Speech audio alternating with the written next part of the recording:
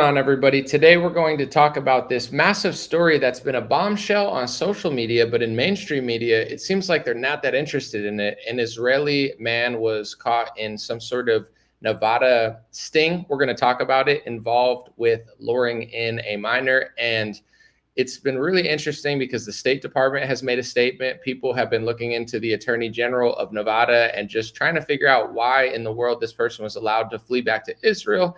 And I'm going to just stick to a lot of stuff that I've seen. I'm not trying to start any conspiracy theory or make up something that I can't prove, but I will kind of look into it and be honest about it because clearly mainstream media does not want to. And I don't think the Trump administration really wants to talk about this either. There's a lot of stuff to go into, a lot of stuff to point to. And once again, I know that they will use this sort of reporting and say that I'm being hateful, or they will use the word anti-Semitic to just basically poo-poo anybody who cares about this sort of stuff. But there does seem to be a lot of evidence there into this administration essentially selling our nation out to a foreign country and prioritizing a foreign country over American citizens. So we're going to talk about that today. And once again, I'm not just going to spitball, make stuff up. I'm going to show you proof, and it should be a good show. Dream Rare Podcast starts now. Give me a thumbs up on the video for the algorithm and a thumbs up in the chat if it sounds good. Appreciate y'all for joining. It's the Dream Rare Podcast. Welcome to the show. The way to get the news at the desk or on the road. Let's go. God is great and success in our control. The world is crazy, but we get better from obstacles. Yeah. What's going on Facebook? What's going on YouTube? What's going on Rumble and the whole crew? Let me sip my little coffee from the Alaska mug. Shout out Alaska. I don't live there, but I've been there, and it's a pretty cool state, let me tell you. When I went to Alaska, it wasn't to meet Vladimir Putin. I'm not that cool. I'm not that important. They didn't let me go to the summit, but when I went, I was on a little cruise, and you already know. It's actually an Americano, not a coffee. I lied, but should be the last lie told on this live stream. Americano coffee, similar. All right, let's hop into it, folks. Thanks for being here. I got a lot I want to go through, so let's just get into the story itself. This is I've seen it everywhere on my social media algorithm, and it's a pretty shocking story. Let's look at Fox Local, who covered it for days now. I've been trying to see who's covering this story, and it's been a lot of foreign press. It seems like for at least a long time, I couldn't find very many American media companies, that were pushing this story. So I did find a local Fox one. So shout out to local Fox for, doing your job. But here it is. The headline was a report. The suspect in sex sting claims he's worked with Israeli government for 14 years. An Israeli citizen in Las Vegas Valley was arrested for luring a minor online. According to local Fox 5 Vegas, after he was placed under arrest, police said he was shocked and started asking for a way to contact someone about his international flight back to Israel. He did not know the numbers for the Israeli government, according to the report. Alexandrovich told police his family lives in Israel, and there's a whole story there. This even caught the attention of people like Sean Ryan. Sean Ryan tweeted this out, and people are wondering, is Sean starting to notice? That's what a lot of people said on my Facebook page. And, I don't really watch Sean's show, but shout out to, I don't know what he is or isn't saying or what he is or isn't noticing because I haven't really seen too many of his episodes. But he did tweet this. I appreciate it because it's a good tweet. So we're going to read that. He tweeted out this article from Times of Israel. It says, senior Israeli cyber official detained in Las Vegas as part of a child solicitation probe. And Sean Ryan said, cops said Tom Alexandrovich, a cyber directorate division head, faces charges with luring a child with a computer for a sex act. Report says he returned to Israel, was put on a leave. We just let him go back home, Sean said. Yep, because that's the current American way. And, I know I don't want to go at the boomers this early. I've only been live for under 5 minutes now, but most people in this country are starting to get it. I think the Republican boomers are like the last demographic to really understand, but I know a lot of the boomers like Sean Ryan, and it's like, what do you think he means by that's the current way of America? I think he means what everyone honest means at this point, which is it seems like Israel has so much leverage over the United States government, over the Trump administration especially, but a lot of administrations, where they just kind of follow a different rule. It's like First Amendment for American citizens, freedom of speech. You're a Christian, you don't get Christian speech laws. You're white, you don't get white speech laws. You're Asian, you don't get Asian speech laws. But one race gets a speech law, and one religion gets a speech law, and one foreign country gets a speech law. If you don't know what I'm talking about, it's Israel and Israelis. They get speech laws in America, and speech laws in France, and speech laws in Argentina. There's these weird international hate speech laws being passed for one race, one religion, in one country. And I think Sean Ryan's starting to notice that, because everything that the Trump administration pretends to do and everything that our government in general pretends to do, it's like rules for thee, not for Israel. Speech rules for you, freedom of speech for you, but not really. We're going to go after illegals, kind of, but then we're also going to go after legal people who criticize Israel on a college campus. It's like everything Trump does, he rigs essentially for Israel. People started noticing this, so the State Department started talking about it. They said, hey, don't blame us, essentially. Let's look. State Department said on one of their NEA official Twitter accounts, I think it stands for like Near East something, but the Department of State is aware that Tom Artyom Alexandrovich, an Israeli citizen, was arrested in Las Vegas and given a court date for charges related to soliciting sex electronically from a minor. He did not claim diplomatic immunity and was released by a state judge pending a court date. Any claims that the U.S. government intervened are false. So now they're saying we didn't intervene, our government didn't intervene, it was a state attorney. Now, when it comes to which state attorney was it, I'm not going to make specific claims because I think it's pretty unclear at this point. Everybody seems to be pointing to each other saying, no, it was you. It was actually you. No, it was you guys. So nobody seems to want to really take accountability. I think I read some sort of article where they said, I believe, once again, I'm just trying to go from memory, but he was out on a really low bond, like $10,000. That seems pretty low for what he did, but I have no idea what's normal in that thing. So it's hard to tell who actually is responsible for this, but people started doing investigative journalism and trying to figure it out. And one of the top attorneys in the country is an Israeli-born woman that Trump actually put into office. And I want to show you this real quick because this is local Nevada news. Most people have not seen this yet because nobody really deep dived, I don't think, to this point. But I found this morning that local Vegas news said that Trump actually appointed her directly, didn't wait for confirmation, went around normal procedures to put her in a couple weeks ago. And a lot of people in Vegas were upset about that because it's very abnormal to do that. Here's the news report. President Trump has appointed Sigal Chattah as the acting U.S. Attorney for Nevada, bypassing the normal process of requiring a confirmation. Chattah spoke with CBS affiliate KLAS in Las Vegas, where she said she has resigned from her position as the interim U.S. Attorney before the deadline, which allowed the president to appoint her in the new role and retain her position indefinitely. Chattah also says the president appointed her as a special attorney to the U.S. Attorney General. Nevada Senators Jackie Rosen and Catherine Cortez Masto both released statements condemning the move, saying Chattah is unfit for the role. So she just got appointed, and I'm not saying it's necessarily her fault because I don't completely understand the court system in Nevada, and I know they're all going to point to each other and say it's the local person, it's this person, it's not the government, it wasn't. But she was I guess that role that she just got put in by the Trump administration, including a special role given with the U.S. attorney, I'm guessing they're talking about nationally, just happened 3 weeks ago. And it was so unusual that even local news reported it. They're like, normally they wait for a confirmation, but Trump pushed her through a couple weeks ago with no confirmation.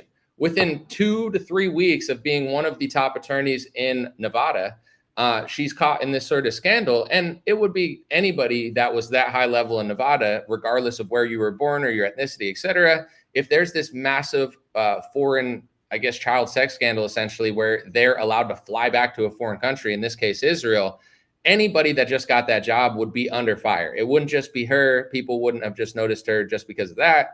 Anybody in that position is going to be scrutinized, including the Trump administration as well, whether it does or doesn't have to do with them. With that being said, the fact that she is an Israeli-born citizen, and also just some of the stuff that people are uncovering, like her psychotic tweets where she is just as big of a sycophant as a lot of other Zionists are, I guess she deleted one of her, allegedly, according to reports, one of her Twitter accounts. Like, it had a lot of personal stuff, and, everybody's entitled to their opinion, but I have to say her opinion seemed pretty extreme and insane to me. But let's look at some more reports around this topic, because a lot of journalists have kind of tried to dive into this case to figure out, why was this person allowed to go back to Israel? And this is the thing with Jeffrey Epstein too. People are like, well, why are so many people looking into Jeffrey Epstein, right? That's like the new narrative that's coming out now. Like, why are people so curious about one guy? One guy seemed to know every politician. One guy was at everybody's wedding. One guy, we were told by the media, was arrested for some sort of child sex exploitation. They don't never, some people thought he was a trafficker. Some people thought he was doing this.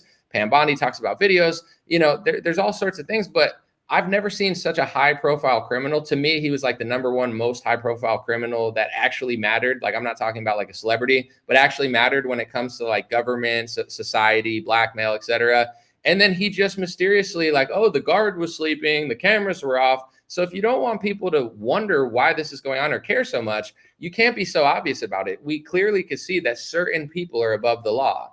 Certain people the cameras don't work for. Certain people the guards are asleep for. Certain people, Kash Patel then says that's not what happened. So I'm not excusing every theory about Jeffrey Epstein. I mean, not that I like am gatekeeping it. I'm just saying, like, the people that are like, why do so many people care? What do you really don't know why people care? Because of the mysterious things. And it's the same thing with this case. It's like this guy was allowed to do something that most people caught for soliciting minors through electronic devices or whatever he was doing. They don't get this sort of pass. But anyway, let's look into some more reporting. So this is Chris Menahan. He does a great job. He said, acting U.S. Attorney for Nevada, Sigal Chattah, an Israeli-born appointee of Trump, on Monday announced that her office would not be prosecuting Israeli child sex predator suspect Tom Artyom Alexandrovich and would instead allow the local DA to handle the case. Now, once again, I would have to defer to somebody who understands the law. I'm a little bit confused because every time something happens in this country, they pass it to the 6th Circuit and the 5th Circuit and this person and that. I don't really know how it works, and I'm not going to pretend to for this video, but let me know in the comment section if you actually know. Like, is that normal that she's passing it off to a local DA? Like, is that the normal standard? Or is it not? I don't know. I'll read a more, I would say, extreme in opinion from Max Blumenthal, who I believe happens to be Jewish himself, but he gets called anti-Semitic all the time because he's not a huge fan of Israel, or so it seems. Here's what Max Blumenthal said, and I blurred a little bit out because he was using kind of extreme rhetoric, but not really. I mean, you can look at the tweet. I'm just trying to be like a little bit safe for, video reporting. But I've been doing this when I post certain things too, because when you post certain things like this, like on Facebook, sometimes they just use AI to scan it. They see certain words and like freak out at you like it's your fault. But he said Israeli, the guy who got caught, I guess he's talking about Sigal Chattah. Protecting U.S. Attorney Sigal Chattah is active with the Israeli American Council, which is funded by Adam Milstein and Miriam Adelson. She has called for Israel to wipe Gaza off the map and called its whole population terrorists and animals. He's citing Electronic Infantido, where it says, new details on Israeli official Tom Alexandrovich pedophilia arrest in Las Vegas, and Trump appointed Israeli-born U.S. prosecutor who's shielding him from federal charges, deletes an account containing genocidal posts. So according to them, she's deleting all these posts, like these pro-Israel posts, anti-Palestine posts, which she's entitled to have as a citizen. But you understand what I'm saying. No matter how pro-Israel you are, it's really weird that Trump appointed somebody at the top of the food chain, or close to the top of the food chain in Nevada, that happens to be Israeli-born, that happens to not, he doesn't want to wait for confirmation. She gets in. She's now caught in this scandal where an Israeli guy was allowed to fly back, and then she's deleting all her pro-Israel posts because a lot. And listen, I don't care if you're pro-Israel, you don't like what they're doing, you're pro-Palestine, you're anti-Palestine. It doesn't matter to me. I look for someone who's reasonable and being honest. And what I found, and I've talked about it a bunch, the pro-Zionist, the pro-Israel crowd, they don't realize how insane they seem to people that aren't brainwashed by Zionist propaganda, because none of their talking points ever make sense. They're talking about wiping entire groups of people off the map and just saying, well, they're terrorists because of Hamas. Why don't they return the hostages? Why? It's like, why don't I ask you, like, why don't you close the border? Because Joe Biden won't close it. How come you can't stop the Ukraine war as an American citizen? Like Joe Biden started it, and not that he started it, but you get what I'm saying. He's funny.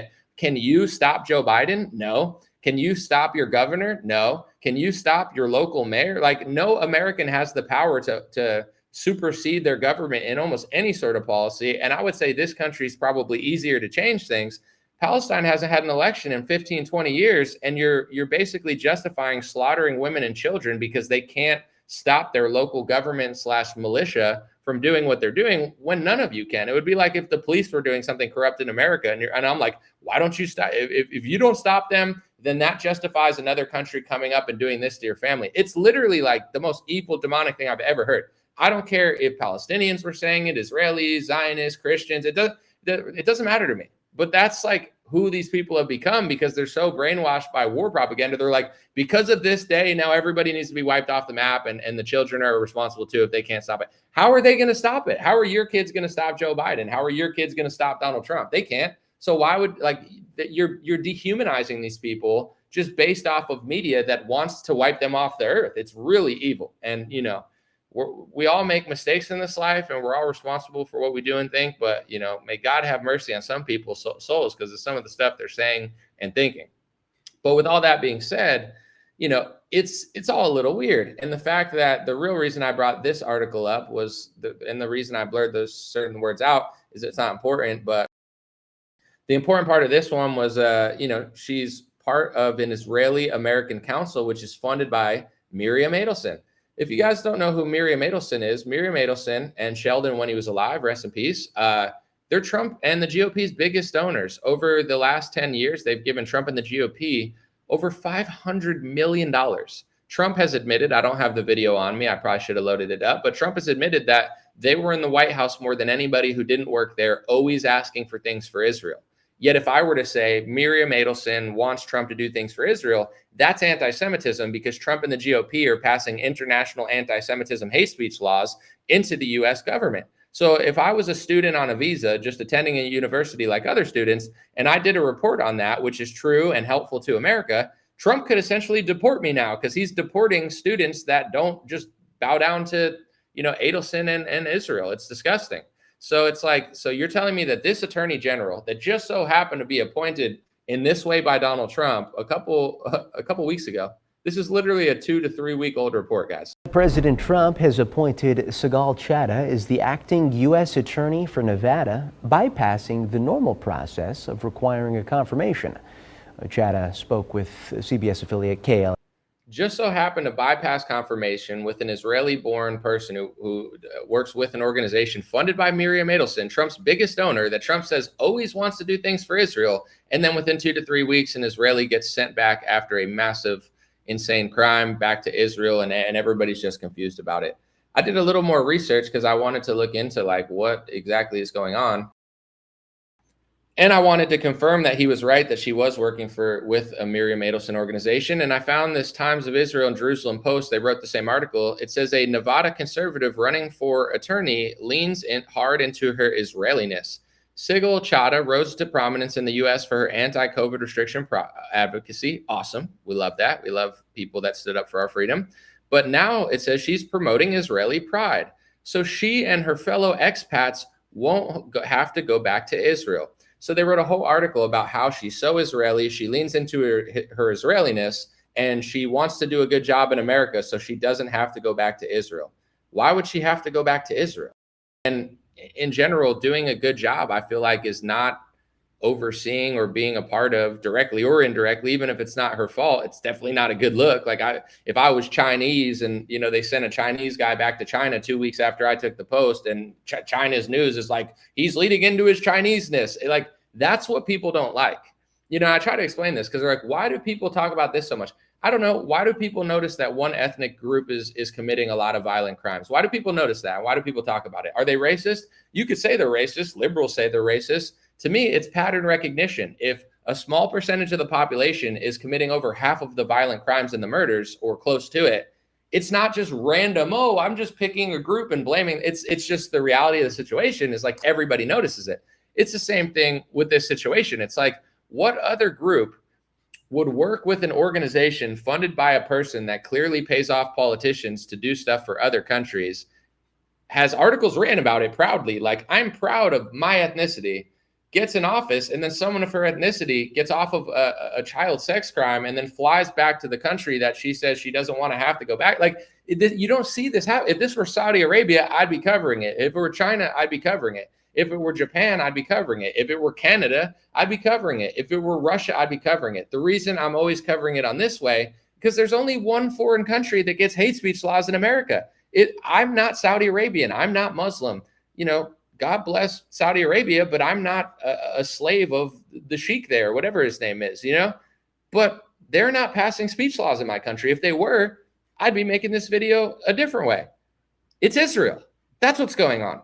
That's who the Trump administration seems to be paid off by. He probably, I don't know this for sure, but he's probably just doing favors for his donors like every other politician. You give me $100 million, I'll give you this person connected to your organization. Is that for sure? No, but it's like taking $100 million from Big Pharma, and then Trump hires a Big Pharma guy for a big attorney position. Did this just spontaneously happen? Probably not. And then you look at our best congressman, or one of our best congressmen, who is not subservient to Israel and the donors, and the same people that fund Trump and the same people that this attorney general work with via organization, at least indirectly, are the people that are funding Thomas Massie to be kicked out of Kentucky. I'm sorry, but it's not for America. They're not trying to get rid of Thomas Massie for the United States of America. They're trying to get rid of Thomas Massie for Israel, and that's Trump included. Trump is such a liar.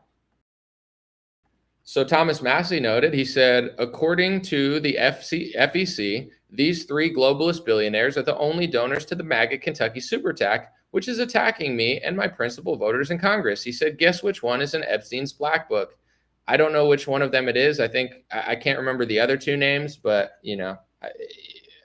Thomas Massie's playing a mystery game. You can go ask him which one is, because I'm not really sure.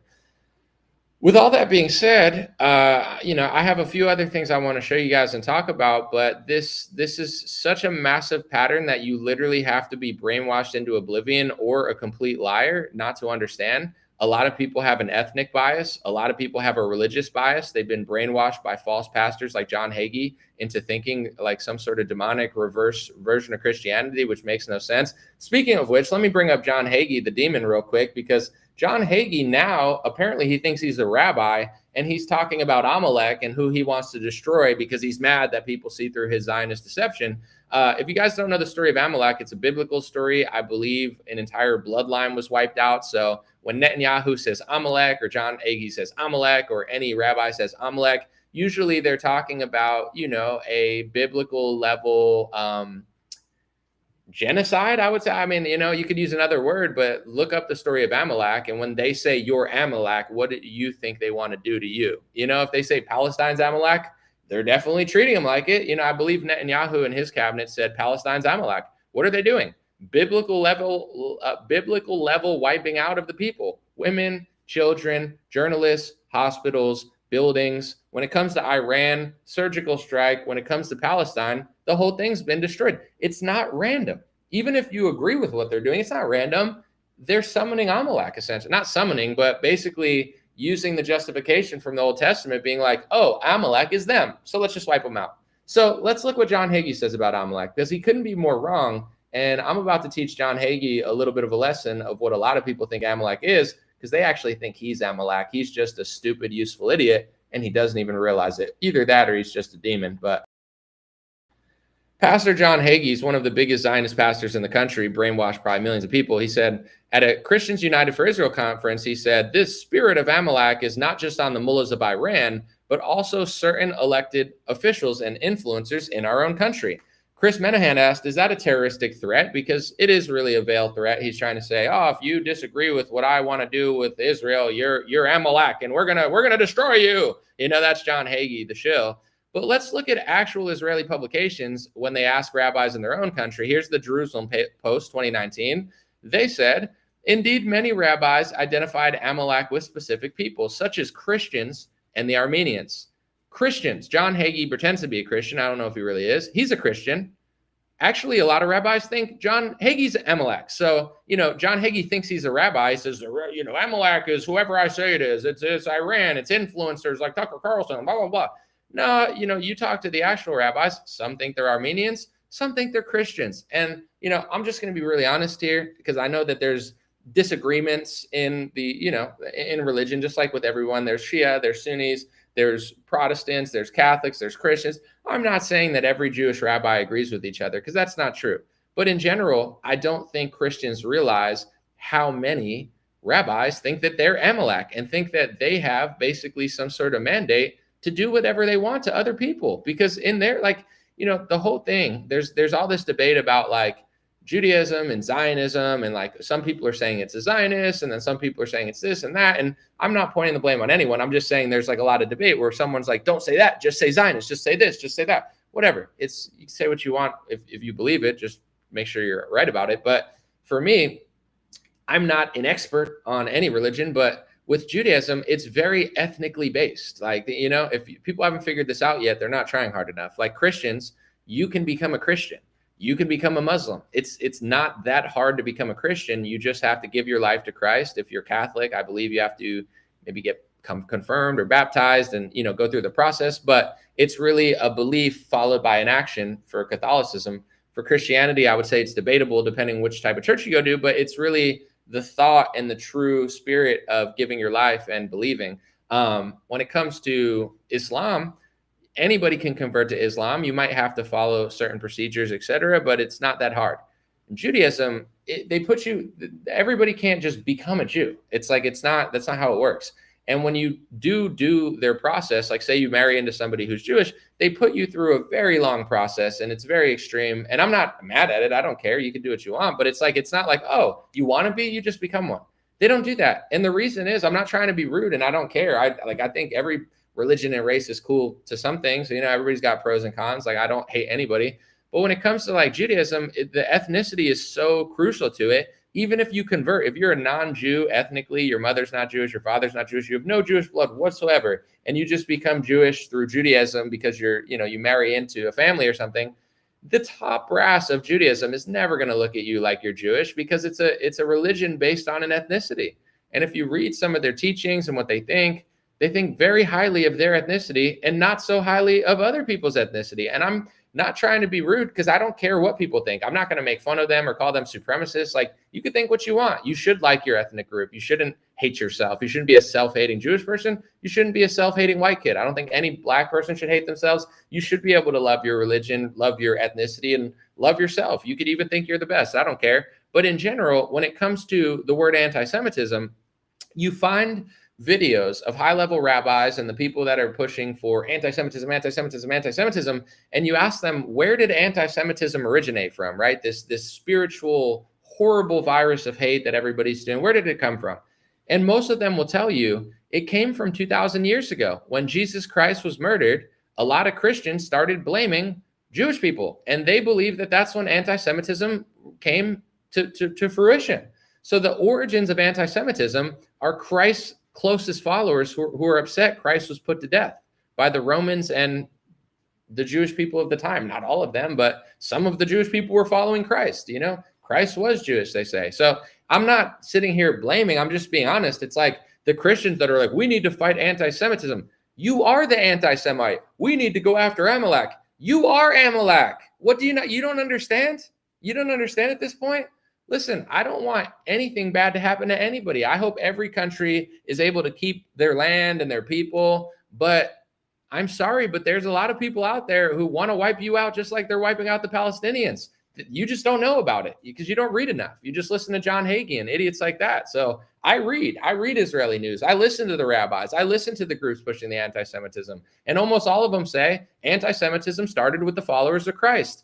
If you're a Christian and you believe what the Bible says and you're not brainwashed by PragerU, Turning Point USA, etc., you are the anti-Semite. If you believe what Revelation says about the synagogue of Satan, you are the anti-Semite. If you side with the followers of Christ when Christ was murdered over the people that had him put to death, you are the anti-Semite. And if you listen to enough enough rabbis, it's not just Iran and Palestine that are the Amalek that they want to destroy. It's Christians. They don't like Christianity, and they don't like the countries that have promoted Christianity because a lot of them think of Christianity as anti-Semitism. Wow, that reminds me of 2,000 years ago when you guys followed Christ and started being mean to us. That's what they think. Not all of them. I'm not grouping everybody in. Just like Christians, it's like, the average Christian is not the Pope. The average Christian is not John Hagee, and the average Christian is not running Christians for Israel. I'm not blaming any groups. I'm just being honest. That's the truth that John Hagee won't tell you, and that most people won't tell you because they don't even know it, because most people are stupid.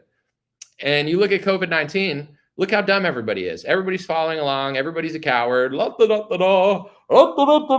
That's society. So can you really blame anybody but yourself. You know what I'm saying? If you're so dumb that you can't figure out that people hate you and you want to rig your entire country for people that literally don't like you, I don't understand what the point is. And this is the left and right paradigm.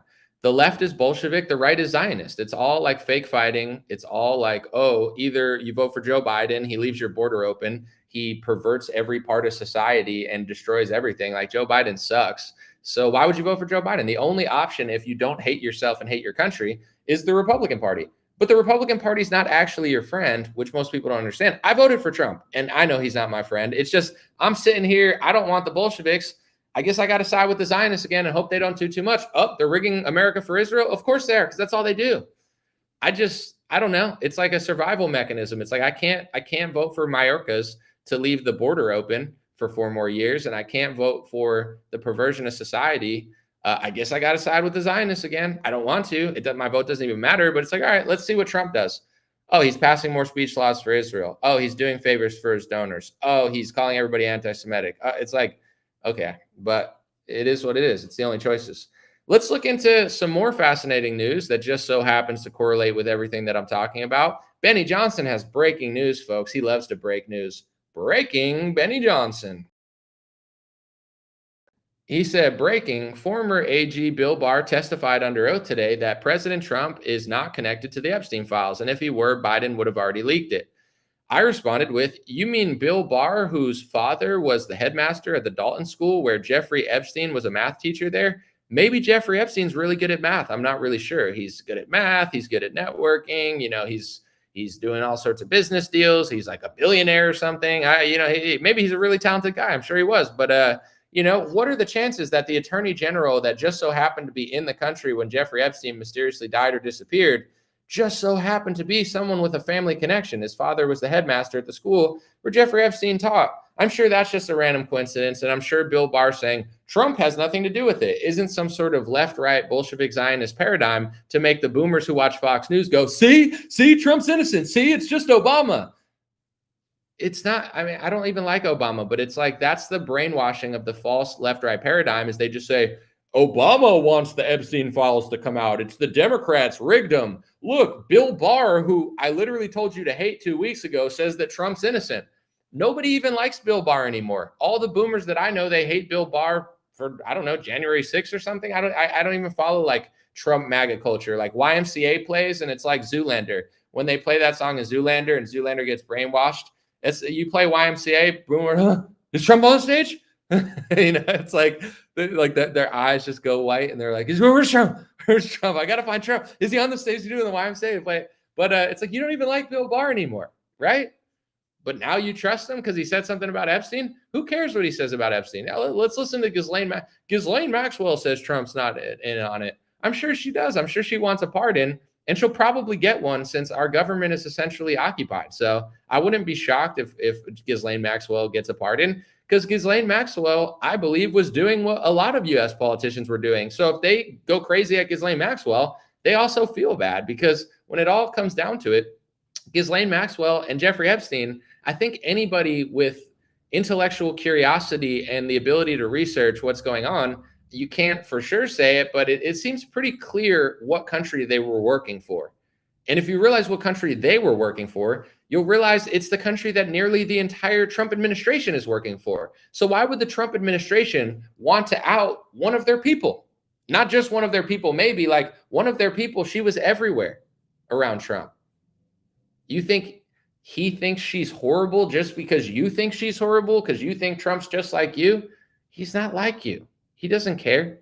And in fact, we'll see what happens to her, but I wouldn't be shocked if she gets off.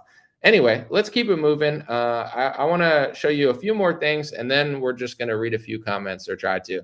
So I saw a story. I know Jimmy Dore covered it, but also I just saw people on Twitter talking about it, where Florida switched some sort of rule on bonds in order to allow the state to buy Israeli bonds. So I looked it up and I asked the question, because I see this sort of stuff. I don't just believe everything I read. I'm like, well, what exactly is going on? Like, I just saw that Palm Beach bought so many Israeli bonds. They're like the world leader in Israeli bonds. But I'm like, did Florida really like change the system just in order for them to buy bonds from Israel? So I looked into it.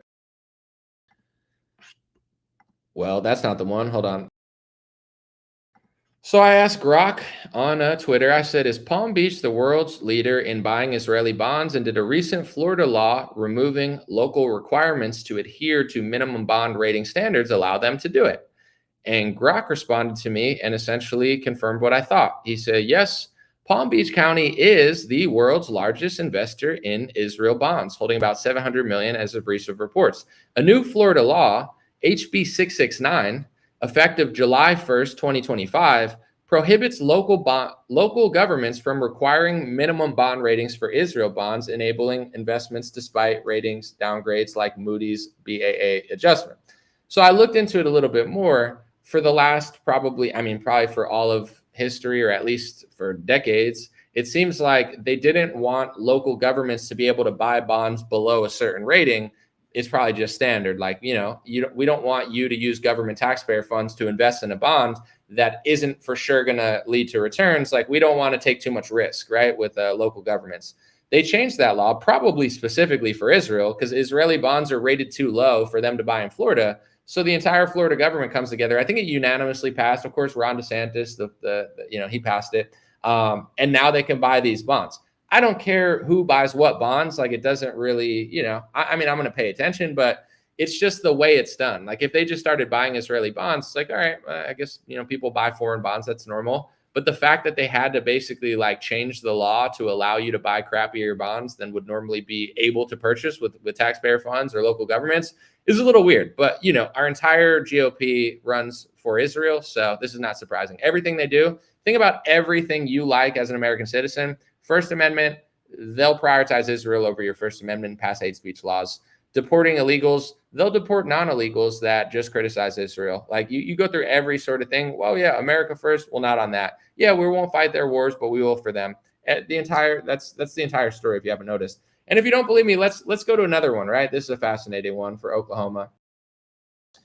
Apparently, the state of Oklahoma will now require California and New York teacher applicants to pass a PragerU administered exam designed to safeguard against radical leftist ideology. On the front, this sounds pretty cool, right? Until you realize Oklahoma has some of the worst schools in the country, like literally in the top, like 1 percentile of horrible. A lot of the people can't read, they can't spell. It's got literally top 5, top 6 worst schools, public schools in the country. People in Oklahoma, especially conservatives, they're all suffering. They come out into the rest of the world and they can't even really compete with other states. And when you look into PragerU, if you guys didn't know, Dennis Prager is actually not the CEO. It's Marissa Straight, who's a former Israeli army intelligence member and headmistress of a LA County school. So now, even though a lot of people in Oklahoma can't spell, they can't read, their comprehension skills are way below the national average. They can't compete with the rest of the country. Even, liberal states like New Jersey, Massachusetts, California, all probably have way better public schools than Oklahoma. Now they're prioritizing. You need to take, if you're a teacher coming from a state with better public schooling, you need to pass a test by an Israeli intelligence officer or former Israeli intelligence officer in order to teach the kids of our class.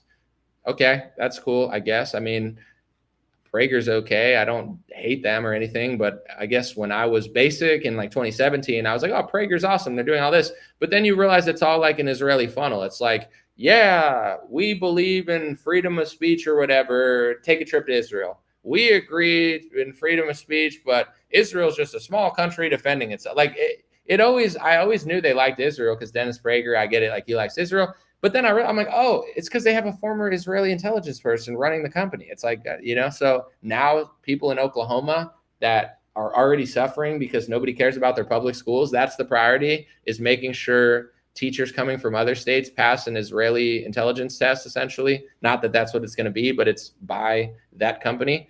Everything they do is being like Donald Trump is rigging the country for a foreign nation. With all that being said, I'll read a few comments, I guess, with that whole story that happened and the Nevada, attorney that Trump just appointed, et cetera. None of this is surprising. None of this is shocking. I know a lot of people that don't get it yet somehow are like, how is this? I don't get it. Like, why would they? It's like, what's there not to get? Like, everything in this country revolves around serving the country that really controls Donald Trump. He takes hundreds of millions of dollars of donor money. He sells our country out for his donors. He appoints people for his donors. He gives them Presidential Medal of Freedom. He admitted he's done certain things at war for these people. In speeches, if you look at donor speeches, he'll say, I got them the Golan Heights. They didn't even ask for it. They did this. Okay, we get it. You're doing things for Israel because Americans are giving you money. But then if I say the American Israelis giving you money want things for Israel more than America, that's anti-Semitism. Not according to, you might watch this and be like, well, that's not anti-Semitic. I'm not, your opinion doesn't matter to me. What you think is racist or sexist or xenophobic or anti-Semitic doesn't matter. I'm talking about the government definition of anti-Semitism. That's what's matter, because that's what matters, because that's what's being passed into schools. That's what's being passed into Florida. That's what's being passed into, I would say most Republican states. That's what's being executive ordered by Donald Trump. That's what Sarah Huckabee Sanders is passing into Arkansas. That's the one that Glenn Youngkin passed into Virginia. That's the one that Governor Kemp passed into Georgia. That's the one that Kristi Noem passed into South Dakota. And even with Kristi Noem, when she got hired for the Department of Homeland Security, I mean, she's better than Mayorkas. I like her better than Mayorkas. I don't dislike Kristi Noem. I think she's somewhat of a political hero for what she did in South Dakota during the COVID lockdown. Like, she was one of the best governors, and she got even less credit than DeSantis, even though she probably deserved more. I don't dislike Kristi Noem. Department of Homeland Security, it seems like a pretty big jump for that, but it's whatever. I don't care. Oh, sorry about that. I guess let me just hold on, folks. Sorry. Give me 1 second. Sorry about that. I don't know how long that's been like that, but anyway, I got to figure that out. I think I need to use a new streaming service. But anyway, when she got to Department of Homeland Security, I was thinking to myself, and I know some people might be like, oh, you're just overthinking it. I remember when she passed the IHRA, anti-Semitism hate speech laws, into South Dakota, even though the 0.0 something population is even that ethnicity. It's like she's passing ethnic, religious, Israeli hate speech laws into South Dakota for less than 1% of the population. Like, that's crazy. Imagine if there were no Saudi Arabian people. There's 10 Saudi Arabian people in South Dakota, and she's passing Saudi Arabian hate speech laws that France, Germany, and the UK are passing. It's insane. It's insane to everybody that's not brainwashed by Zionist media. Everyone notices except for boomers, and it's starting to annoy me. But whatever. It's like, that's not weird to you? And then she gets this big position, and here's what I'll say. It sounds like I'm reaching a little bit, like, oh, that has nothing to do with it. You don't think so? The only person in Trump's entire cabinet that said no to the IHRA, anti-Semitism hate speech laws, out of everybody that he picked, there was only one that came out publicly and said, these are against Christians. These are against America. It's anti-Christian. It talks about the death of Christ. We're passing anti-Christ hate speech laws. It was Matt Gaetz. What happened to Matt Gaetz besides this really weird scandal that also has to do with what I'm talking about? You go read a story on his whole scandal and who was involved. But anyway, he was the only one who stood against these hate speech laws, and he got replaced by Pam Bondi, who enforces these hate speech laws even past the First Amendment. I believe Pam Bondi's breaking the First Amendment to deport college students. If they committed a crime, fine, get them out of here. If they're illegal, whatever. If they're criticizing Israel, so now we're the United States of Israel. In order to be a college student in America, you have to agree with Israel. That's not. So now the First Amendment, it only sort of applies to foreigners, sort of, if they agree with you, but not the ones who disagree. Can you just arrest any foreigner for making an edgy joke now? Can you deport a foreigner? I mean, I guess you can under some sort of special rule that you're making up, but it's not random. And then Kristi Noem gets in at the DHS. Everything they start talking about, they're like, we got to enforce Department of Homeland Security. You got to enforce anti-Semitism. Okay. Then you go to, RFK Jr. I like RFK Jr. I think he's doing a pretty good job. He starts tweeting about anti-Semitism, saying it's like a virus and a plague, similar to an Obama health administrator saying racism is a plague. Racism is a plague. So now BLM gets to sue. It's like a virus is a virus. A sickness is a sickness. Medicine is medicine. Hate speech is hate speech. And then there's a debate to be had about which hate speech is worse. But when you have the HHS secretary tweeting about hate speech and comparing hate speech, which includes the death of Christ, in their hate speech laws as a virus,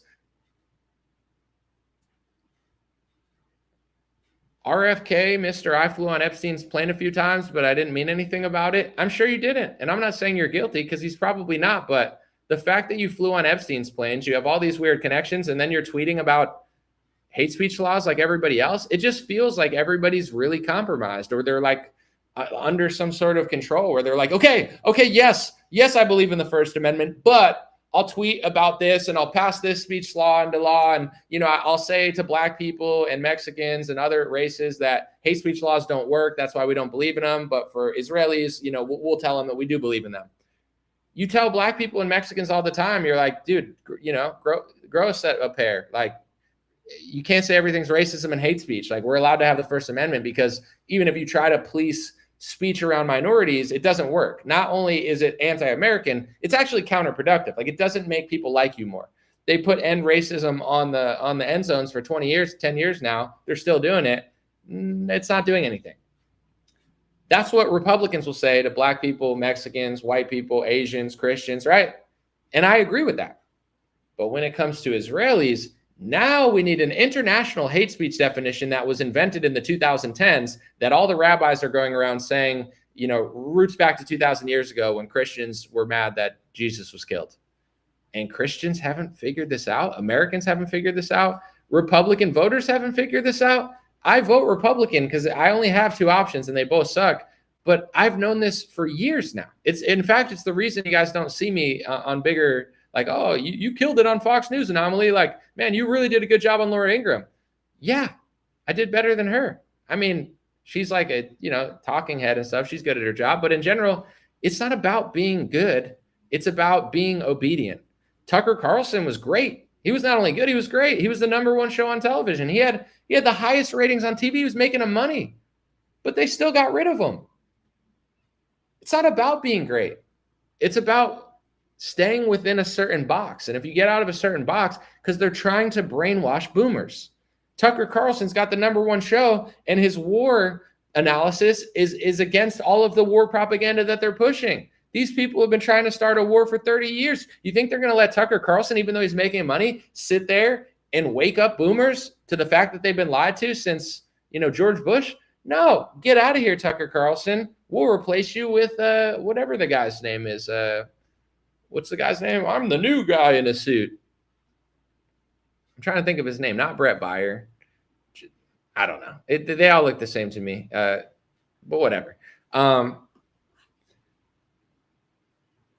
That's my show for today. I'll read a few comments, but overall, it's not surprising that guy got to fly back to his country. It's not surprising that Trump hired an attorney a couple weeks ago without confirmation that just so happens to be connected by an organization with his donor. It's not a coincidence that they're forcing people in Oklahoma, teachers coming to the state, to basically take a test by a company that is founded by an Israeli intelligence officer. That's who Trump is. That's what he's doing. That's the whole story. If you don't get that, if people don't understand this part of it, you're literally a cat chasing a laser pointer. That's why I'm not that interested in the news anymore. Obviously, it's my job. It's my profession. I'm grateful. I do enjoy certain things, but I go off of passion. I can't just fake it. I can't just do something for no reason. And it's boring to me now because I already figured out what's going on 6 years ago. So what do you want me to do? Come here every day and say the same thing? Nothing else really matters. It's a false left and right paradigm. It's Bolsheviks versus Zionists. If you're going to get caught in every little Bolshevik plot, like the left wingers, they go to me because they like some of my videos now because it's playing into their bias. And then they come to my page and they're like, I can't believe you voted for Donald Trump. Screw you. Bro, Joe Biden controlled too, dummy. It doesn't matter. Like, oh yeah, Joe Biden would have stopped. He's a puppet too. It doesn't matter. The point is like, oh, are Trump supporters starting to regret it now? No, because the other option was Kamala Harris, who's a dingbat and a puppet as well. And she would have kept the wars going also and funded Ukraine and Israel. It doesn't matter. It's Bolsheviks versus Zionists. And the Bolsheviks at the top level are controlled by the same people that Trump's controlled by. That's the whole story. I've known it since 2019, 2020. Any other little story, oh, everyone's getting mad every day. It's like, who cares? I could go away. I could hibernate. I could become a white water rafting instructor, come back, and I could just repost my videos from 2019 and they would all still make sense.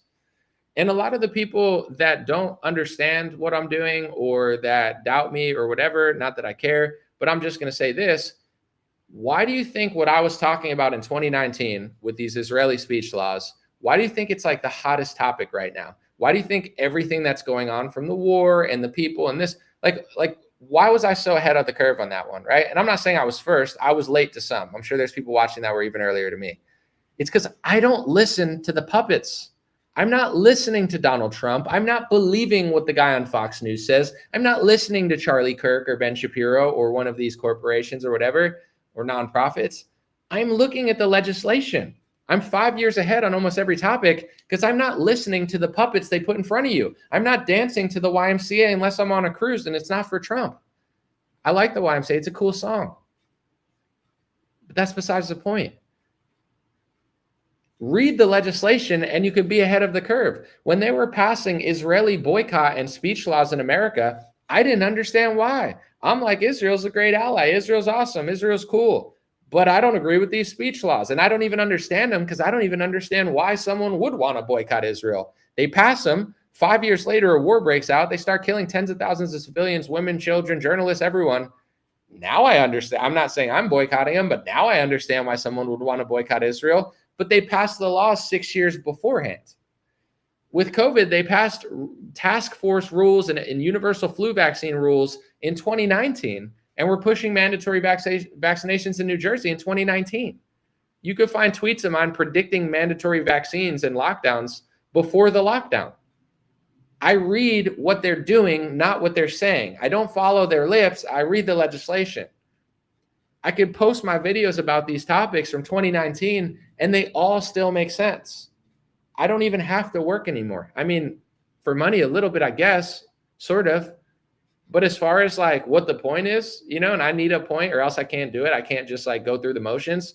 What's the point? If you can't figure out what's going on at this point, when will you? It couldn't possibly. The good thing about Trump is he makes it so obvious. He's not even hiding that he works for Israel, essentially. It's like so obvious. He's like, I think they should literally own our Congress. Wait, what? Even if you're pro-Israel, you're like, you think they should own our Congress? Why would a foreign country own our United States Congress? Why are you trying to get rid of the one guy who isn't under there? What the hell is going on? Why are there fireworks going off on my stream? I got to get a new program. It's like, it's having a party on my live stream and I'm not even a part of it, but it's like a Disney, like, you know, sunset over here, but whatever. It couldn't possibly be more obvious. There's nothing left to really say that I haven't already said. And it's going to be the same story on loop forever until people figure it out. It'll be the same story in 10 years and 5 years until Republicans smarten up and liberals smarten up. But the reason I go harder on Republicans, I don't expect liberals to smarten up. If you can't even figure out why biologically born men shouldn't play sports, then I don't know what to tell you, big guy. You know, you're just lying to yourself in order, you know, you're a simp. They call them simps. Oh, I respect women so much. I love women. Oh, I stand with all women. I believe all women. And then the hot chicks go, ew, ick, gross. You give me the ick. And then they go and hang out with the guy that you thought was a big bully because women don't like ick. They don't like simps.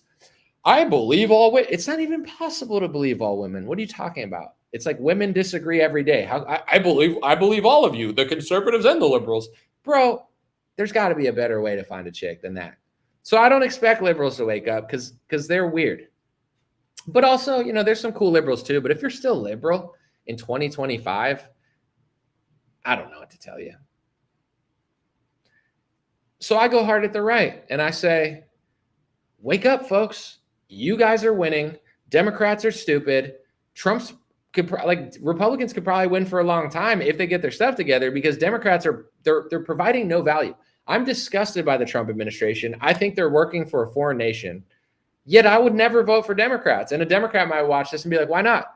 Because they're stupid and fake, and they're also working for other people. So it's like, even though I'm disgusted by Trump's administration, my two options as an intelligent person is either sit the election out completely, unregister, or vote Republican, suck it up, and use my platform to try to correct them and push them in the right direction. Because I think that's what the solution is. I don't think it's going to come through the left. I think it's going to come through the right. So whether I vote or not, I don't think a Democrat's going to help in any way, shape, or form. That's how bad they are. That's why I talk about the right so much, because until the right wakes up to what this is, They trust Trump too much. Vote for him, like him, do the YMCA dance, do this little Trump dance if you want, but figure out who he's working for and how he's selling our country out. It's going to be the same story on loop for the next 5-6 years. And he's going to do some cool stuff, and the war might come to an end, and he might do some weird things, some cool things. Listen, I like giving him credit where it's due, but this is like it. This is our future. Are people going to wake up to this? And just real quick before I read the comments, sorry, I've been kind of like, what's the word when you kind of I'm filibustering. To those who wonder what I think is the solution, I think there needs to be compromises. I'm not asking people to be weird with it. I'm just saying, get the speech laws out of my country. Allow us to have politicians who serve us. Stop calling everything anti-Semitic when it's literally just the truth. And if you're more loyal to a foreign nation than America, regardless of what nation it is, go to that country. You can't cry hate when everybody's telling the truth because you have more loyalty to a foreign nation. And there's a lot of people with a lot of different nations. I don't care what nation, Israel, Mexico, Japan, whatever. If you like that country more and you're more loyal to that country than this country, go to that country, because then you're essentially just like an unregistered spy at that point, where you're like working for another country, but you hate America, but you're here.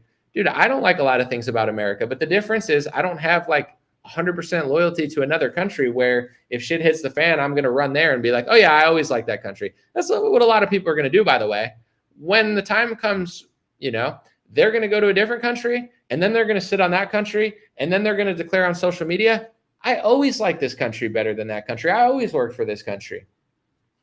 I just didn't want to tell you because I was told to just say it's hate speech all the time to say that you're doing it. But in general, we need a Republican Party that prioritizes America first. America over hate speech laws for Israel. America over rigging a bond bill in order to buy bonds you wouldn't let them buy from any other country just so they could buy bonds from Israel. An HHS director that focuses on the health of America. Our healthcare system is a disaster. RFK's never going to fix it. He's not even going to try. He's going to take some food dyes out of foods and people are going to praise him. He hasn't fixed the pharmaceutical industry. He hasn't fixed the healthcare system, and he never will. And I'm not saying it's his fault, but if you have time to tweet about anti-Semitism and hate speech and say it's a plague, why don't you say that the healthcare system is a plague? Because the healthcare system in America is demonic, disgusting, and our country is just a big scam. Usury credit card loans, every insurance is a giant scam. Nobody wants to do their job. Everybody's just scamming everybody for money. One nation under insurance. Insurance isn't a scam anomaly. It's a safety vessel just in case you need help. Then why do they have so many employees making so much money? So if it's a safety vessel, we all put our money in and we take it out when we need it. There's like millions of employees making like billions upon trillions of dollars all the time. Like it's a freaking scam. The whole system's a scam. This whole country's a scam. It's not a nationalistic scam for us. It's a scam for donors, billionaires, corporations, and the average person gets screwed over and over and over and over again. Why don't you tweet about that, RFK Jr.? If you got time to fly on Epstein's plane, you got time to tweet about anti-Semitism, you have time to tweet about the healthcare system, but you won't because you're not going to do anything about it, bro. You're just going to cry about hate speech and work for a foreign country like every other president, bro. So I just want to compromise. I just want a fair deal. I don't hate any country. I don't hate any group of people. I don't hate Mexicans just because I think people should come legally. I don't hate other countries just because I think America's made mistakes with immigration, even legal immigration over a couple of years. That's just the truth. But that's the only thing that really interests me in Republican politics. I know who controls them. It's coming at a detriment of our country. We need fair deals. We need Trump and other politicians to be countered by their base until they actually work for us. We can make deals with other countries, but it can't come at the expense of our people because we don't have the luxury of all this stuff that's going on now. A lot of the countries that we're funding, that we give billions of dollars to, they already have a better healthcare system than America that's free and actually nationalistic for their people. Our healthcare system sucks. It's a disaster. It's a scam. Yet we have money to give to Ukraine and Israel. It doesn't make any sense. And it's never going to make any sense until people figure out what's really going on. They're talking about now Rand Paul and Thomas Massie won a bill where it's like one bill, one subject per bill. Everyone in my comment section says, I agree. Yeah, we all agree, yet they never do it. How come they don't do it? They got the House, they got the Senate. A lot of Democrats say they're in on it. I think even AOC believes in it or something. I don't know. One of those weirdos on the left. How come they don't pass? How come it hasn't got passed yet? Because they don't want to do that. Even Trump. What's his biggest achievement that he talks about it like domestic? Oh, the big, beautiful bill. You think he wants he's trying to kick Thomas Massie out for talking about it. They don't want to do that because that'll end their scams. You can like Donald Trump, but understand he's not that great. He's not that outside the system. He is a politician. He does take donor money. He is selling us out also. That's the middle ground. You don't have to be a Trump hater. You don't have to think he's the worst. You just have to stop worshiping the guy and hold the party accountable because they're running out of time before the midterms, and they haven't really done that much. They've printed a lot of money. I mean, they definitely followed through, I think, on like I would say immigration, sort of. You know, I mean, I don't think they should be deporting students for speech crimes, but you know, he definitely is going harder on immigration. That's what he ran on. Outside of that, it's like everything else is kind of whatever to me. The summits are cool, but I just want a fair deal. I'm not asking for anything extreme or crazy. A fair deal. Politicians that actually care about us. When you log into GOP Twitter, it's like an Israeli Tel Aviv parade. Every senator, or whatever, Congressman Nancy Mace is out there tweeting about, she's like retweeting like Jewish watchdog organizations that constantly smear American citizens for telling the truth and do extreme things. It's like our entire government is working against us. The GOP, everything. It's like, oh, recess in America. Think about the optics. Even if you're the most pro-Israel person in the world, right? Think about the optics of we're doing recess in America. We don't want to work this month, or we're not working this month, and we don't even want to confirm Donald Trump's appointees, which Trump doesn't even seem to care about, right? But we're going to fly to Israel, and we're going to start work. It's like, could you at least pretend to be working for us? GOP's Twitter, everything's about Israel, like all of them, except for Thomas Massie and Marjorie Taylor Greene and a few others. Like Israel, anti-Semitism bill. Oh, you don't like the fact that I'm selling your country out and all I care about is Israel? You're an anti-Semite. Oh, you don't like the fact it's the same thing they did during the pharmaceutical. Oh, you don't like the pharmaceutical scam we just did? You're an anti-vaxxer. These words are made up. All these words are made up. They don't even they're not even real. Oh, it's racism. The word racist didn't even exist. People understood that races in some ways were the same, in some ways were different, and everyone used to communicate. I'm not saying it was perfect back in the day because it obviously wasn't, but I'm just saying like the word racist, it's basically turned into every race can work together except for Europeans, and we're going to laugh as they depopulate themselves and get taken over. That's what it's become. Every other race, we can make a race organization about our race. There's hundreds of Jewish organizations. There's hundreds of other ethnic organizations. Can you make a European organization? No, it's racist. The government will probably arrest you or come down on you, or at least use their resources to make you look crazy in the press. So then what does the word even mean if every other race doing that is, looking out for themselves, but your race doing it is this hateful bigotry? They're rigging the TikTok rules now because you guessed it. Now they have some sort of former IDF member running some sort of safety policy at TikTok, of course, because God forbid something in this world isn't completely controlled by them. And now they're passing these new hate speech rules on TikTok because there were too many TikTok kids that were against Israel. And now if you look at the new rules, they're rigging the rules for Israel. But then they just, it's like, oh, but white supremacy is bad or whatever. It's like, yeah, white people bad, white people suck, white people that, blah, blah, blah. But if you criticize the government of Israel, now, you can't really say that. It's like, yeah, it's the same story everywhere in this country.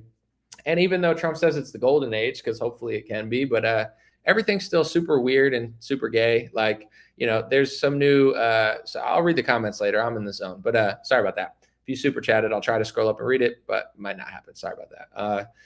Tomi Lahren, who I guess just only exists to piss people off and make liberals want to vote Democrat, but she came out recently and she was like, why are Republicans so mad at these gay cheerleaders or male cheerleaders or whatever? Like, what's the deal? There's always been male cheerleaders.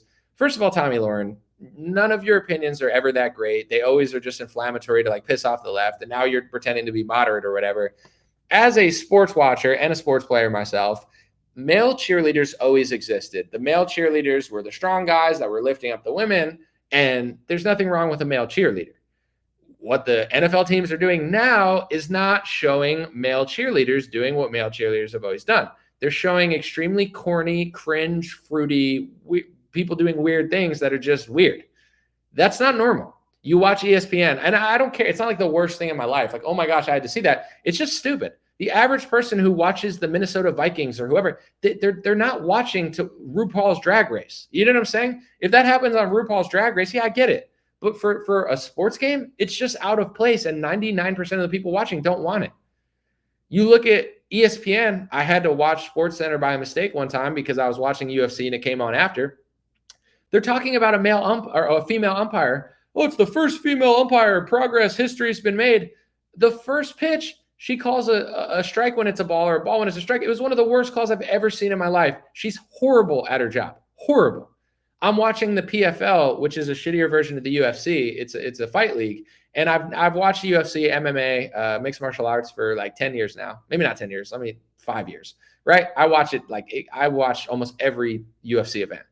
I've never seen a female referee in my entire life. I'm not saying they don't exist, but I've watched thousands of fights. I've never seen one. She misses a choke. The guy's choked out, and she misses it for 10 or 15 minutes. Like, she could have killed the guy. Everybody in the arena is screaming at this woman. He's out. He's unconscious. Call the fight. Stop the fight. She looks like a moron. This is not progress. I'm sorry. I love women, but there's a reason they weren't umpires. There's a reason they weren't MMA referees. There's a reason they're not top 100 in chess right now. There's a reason they can't beat LeBron James at basketball. There's a reason they're worse at every sport, including even some mental sports like chess that doesn't discriminate, yet they can't break the top 100 right now. I wonder why. How come with no discrimination, no laws, no DEI, they can't break? Because men are better at it. Men are better at chess on average. Men are better at a lot of things on average. Doesn't make them bad. It just is the truth of biology. So why am I watching SportsCenter when they're bragging about some terrible woman that doesn't belong there? It's like societal collapse on ESPN. When I watch SportsCenter, it reminds me of societal collapse. There used to be like a few women, someone on the sideline. It was natural. Now it's like, let's go to 4 women talking about football, talking about a female umpire. What is this, MSNBC? So to Tommy Lauren, I'm sorry, but none of this is normal. And people have a right to be annoyed at it. I'm not going to sit and act like it ruined my week. I don't care. But it's eighth wave feminism, societal collapse on every television station. And usually people would watch sports to get away with it. Now they can't. Maybe that's a good thing because there's no escape from it. But to act like, oh, it's just a male cheerleader. I've watched sports my whole life. Male cheerleaders 20 years ago, and what they're promoting, it's not the same thing. It's not their gender that bothers people. It's just the weirdness. Even like women can do things, but I want them to do things that make sense. It's like if it's your first female major umpire or whatever, and you make a mistake on your first pitch and you're noticeably horrible at it, it's like maybe there's a reason. Maybe there's a reason that only men used to do this. I don't know. Maybe it wasn't out of hatred. Maybe it was so women could actually do things that they're better at. And now that we have women umpires and women pilots and women this and women that, okay, cool. How's society doing? Oh, every country that pushes feminism is experiencing population decline. Oh, I wonder why. Oh, I wonder where that came from. Oh, it's probably it all goes hand in hand. They're pushing the extinction of our nation and our people purposely. And there's no one to blame because we're doing it. We're like, oh, I'm Tommy Lauren and I'm a principled conservative and I don't understand the big deal. Because they're swapping genders, they're putting the people in the wrong roles, they're doing weird fruity stuff, and now people are depopulating themselves, and they're going to get replaced and become a different nation. That's what's happening, Tommy. So sorry if Republicans are a little bit annoyed at that. I think it's okay because it's not the same as it was 15 years ago. It's just not. Anyway, let me read the comments. That's enough ranting. I haven't gone live for a while, so I had a lot on my mind, a lot on my soul. Appreciate y'all. Let me see what y'all are talking about. Someone said, I love my wife. She hates sports. Well, that's great, Kirk. I'm glad you love your wife, and that's important. As far as whether you do or don't like sports, it is what it is. Let's see. Someone said that's offensive to me towards women. You're a guy though, but also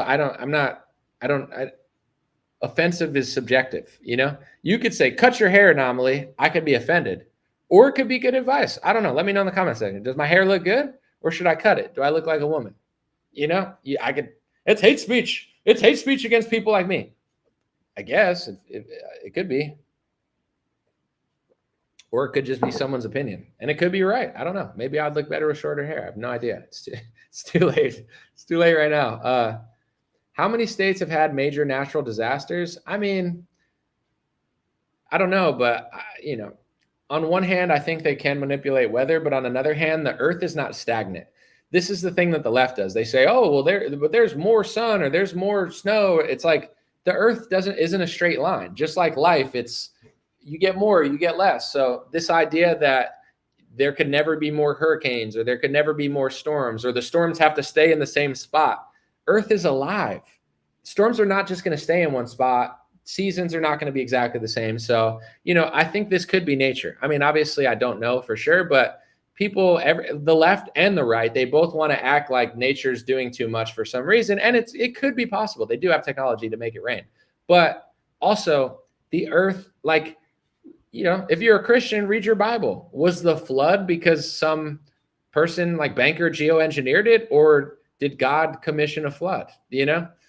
I mean, to each their own. I don't know what people believe, but I feel like there's going to be massive storms. There's going to be smaller storms. There's going to be bigger storms. It doesn't necessarily mean someone's rigging the weather. That's what I believe. But anyway, someone said, you're doing great, Anomaly. Don't let these trolls. I don't know. Someone said they've been manipulating weather for hundreds of years. I mean, possibly. It's definitely possible. I'm just going to switch my video real quick to try to get it to stop lagging. Hold on. Let's see. There we go. I think it did it. It's very irregular weather. I understand, but what I'm saying is it could be irregular naturally, but it could also be unnatural. The weather will never stay the same. If you're looking for stagnant weather, you're misunderstanding what weather is. You're misunderstanding what nature is. It's not stagnant. It's not on a straight line. They do the same thing with climate change. Well, in the 50s, it was cold and now it's hot. Yeah, but you weren't taking the weather for hundreds of years. So maybe 300 years ago, it was colder. It's like, it goes like this, not like, oh no, it went up. Then it's like zooming in on a chart. It's like saying, COVID has a 5% death rate because they tested 1,000 people and, 50 of them have COVID. That's not how statistics work. If you test the whole world, then it goes down. Anyway, let's see. Can I get off your fake cloud? No. Someone asked me in the comments, I'm not going to give it like name attention, but they said, can you and someone make up? I'll tell you that story. I mean, this is just broad for everybody else. I have no issues, especially if people are doing good work and good journalism. I have no issues with anybody. The person that there is no making up, because they just started getting annoyed at me because I said I voted for Trump. I never said my vote mattered. I don't even think it didn't change the election at all. I voted in California. I did it strategically, and I did it with the thought process of me personally. I want to close the border. I want a few things to happen. And then I want Republicans to hold Republicans accountable, because to me, that's just the viable option. I never worshiped Trump. I never said he was going to fix everything. That was my decision as a taxpayer. If somebody wants to smear my name, lie about me, freak out, exaggerate, make up claims that aren't true, and then every time I post actual good journalism about Trump, like I've been doing for 6 years, they want to sit there and say, oh, but you voted for him, so now you can't talk about him. It doesn't make any sense to me. So there is no problem. I have no problem with the person. They have a problem with me. They think they're better than me. They think they're smarter than me. It is what it is. They have a right to feel that way, but I don't treat people who didn't vote that way, and I don't treat people who vote that way. I'm smarter than these people think I am. I understand why someone would vote. I understand why someone wouldn't vote. I don't get mad at people based on whether they did or didn't vote, but their entire annoyance of me is that I voted and they didn't. So now they want to spend the next 4 years, instead of working with me towards a common goal, they want to just bitch at me all the time. So that's the whole drama there. There is no drama. I don't care. There's nothing for me to make up because I didn't do anything.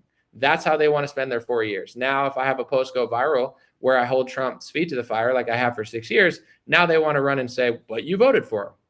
but my vote didn't even matter. And even to this day, I'll be honest, I'm not an anarchist and I'm not a libertarian. I agree with anarchists and libertarians on some things, but that's not me. I believe the border should be closed. I'm more of like a conservative Christian. I wouldn't even call myself a nationalist, but like I understand both sides. I understand what's going on. And I still think strategically, it's better to have a Republican in office to do certain baseline things. And then it's important to call them out. I don't think things would be better with a Democrat. And I think if a Democrat was in office, I think then Republicans, instead of actually waking up to everything they're waking up to now, they would look at Biden and Kamala and think, oh, but once Trump gets in or Trump Jr. gets in or JD Vance gets in, then things will be changed. So the game doesn't stop playing, regardless of whether you vote or you don't vote or this person wins or that. Like the game doesn't stop, but I still do think that there is strategic benefits to Republicans. There's a lot of people, they don't understand ethnicity or race or demographics or nations, and they're just straight anarchists. And they're like, I don't care about the border. Well, I do. You know what I'm saying? I do think demographics matter. I don't hate anybody, but it's like, I do notice demographic patterns. I do notice crime statistics. I do think once certain majorities or minorities in America, the whole thing will change. And I don't agree that Trump is doing nothing. You know what I'm saying? There's always going to be differences between the two parties, but I think he's doing some things good, most things sneaky and bad. But, you know, that's how I see it. I see it from like a strategy standpoint. And some people don't. They just think, I don't vote. I save the country because I don't vote. Anybody who votes is stupid and I'm smart. To me, it's very childish and egotistical. Also, considering I don't actually even think my vote mattered in California. My vote for Trump in California, where a Democrat won, literally didn't even matter.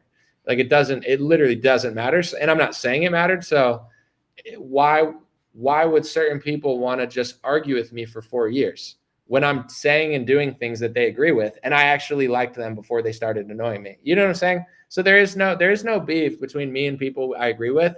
For some reason, they want to spend the next 4 years just annoying me, including things that I never, like making claims that I never even made. Like they're just making things up in their head I don't know what's going on. It might be ego. It might be jealousy. It might it's for them to decide, but I'm 35 years old. I don't have time for grown men bitching at me over something I don't agree with them on, especially if it's so inconsequential and we actually agree on everything else. And it's the same thing with like the drama that you see on like a main stage, like between Tucker and Candace and Nick. It's interesting, but it's like, I don't know. I can't really relate because it's like, I don't know what all these people want or what I get it. They have an opinion. They're so famous that when they give an opinion, it starts a beef, but it's like, I want to focus on my work and I want to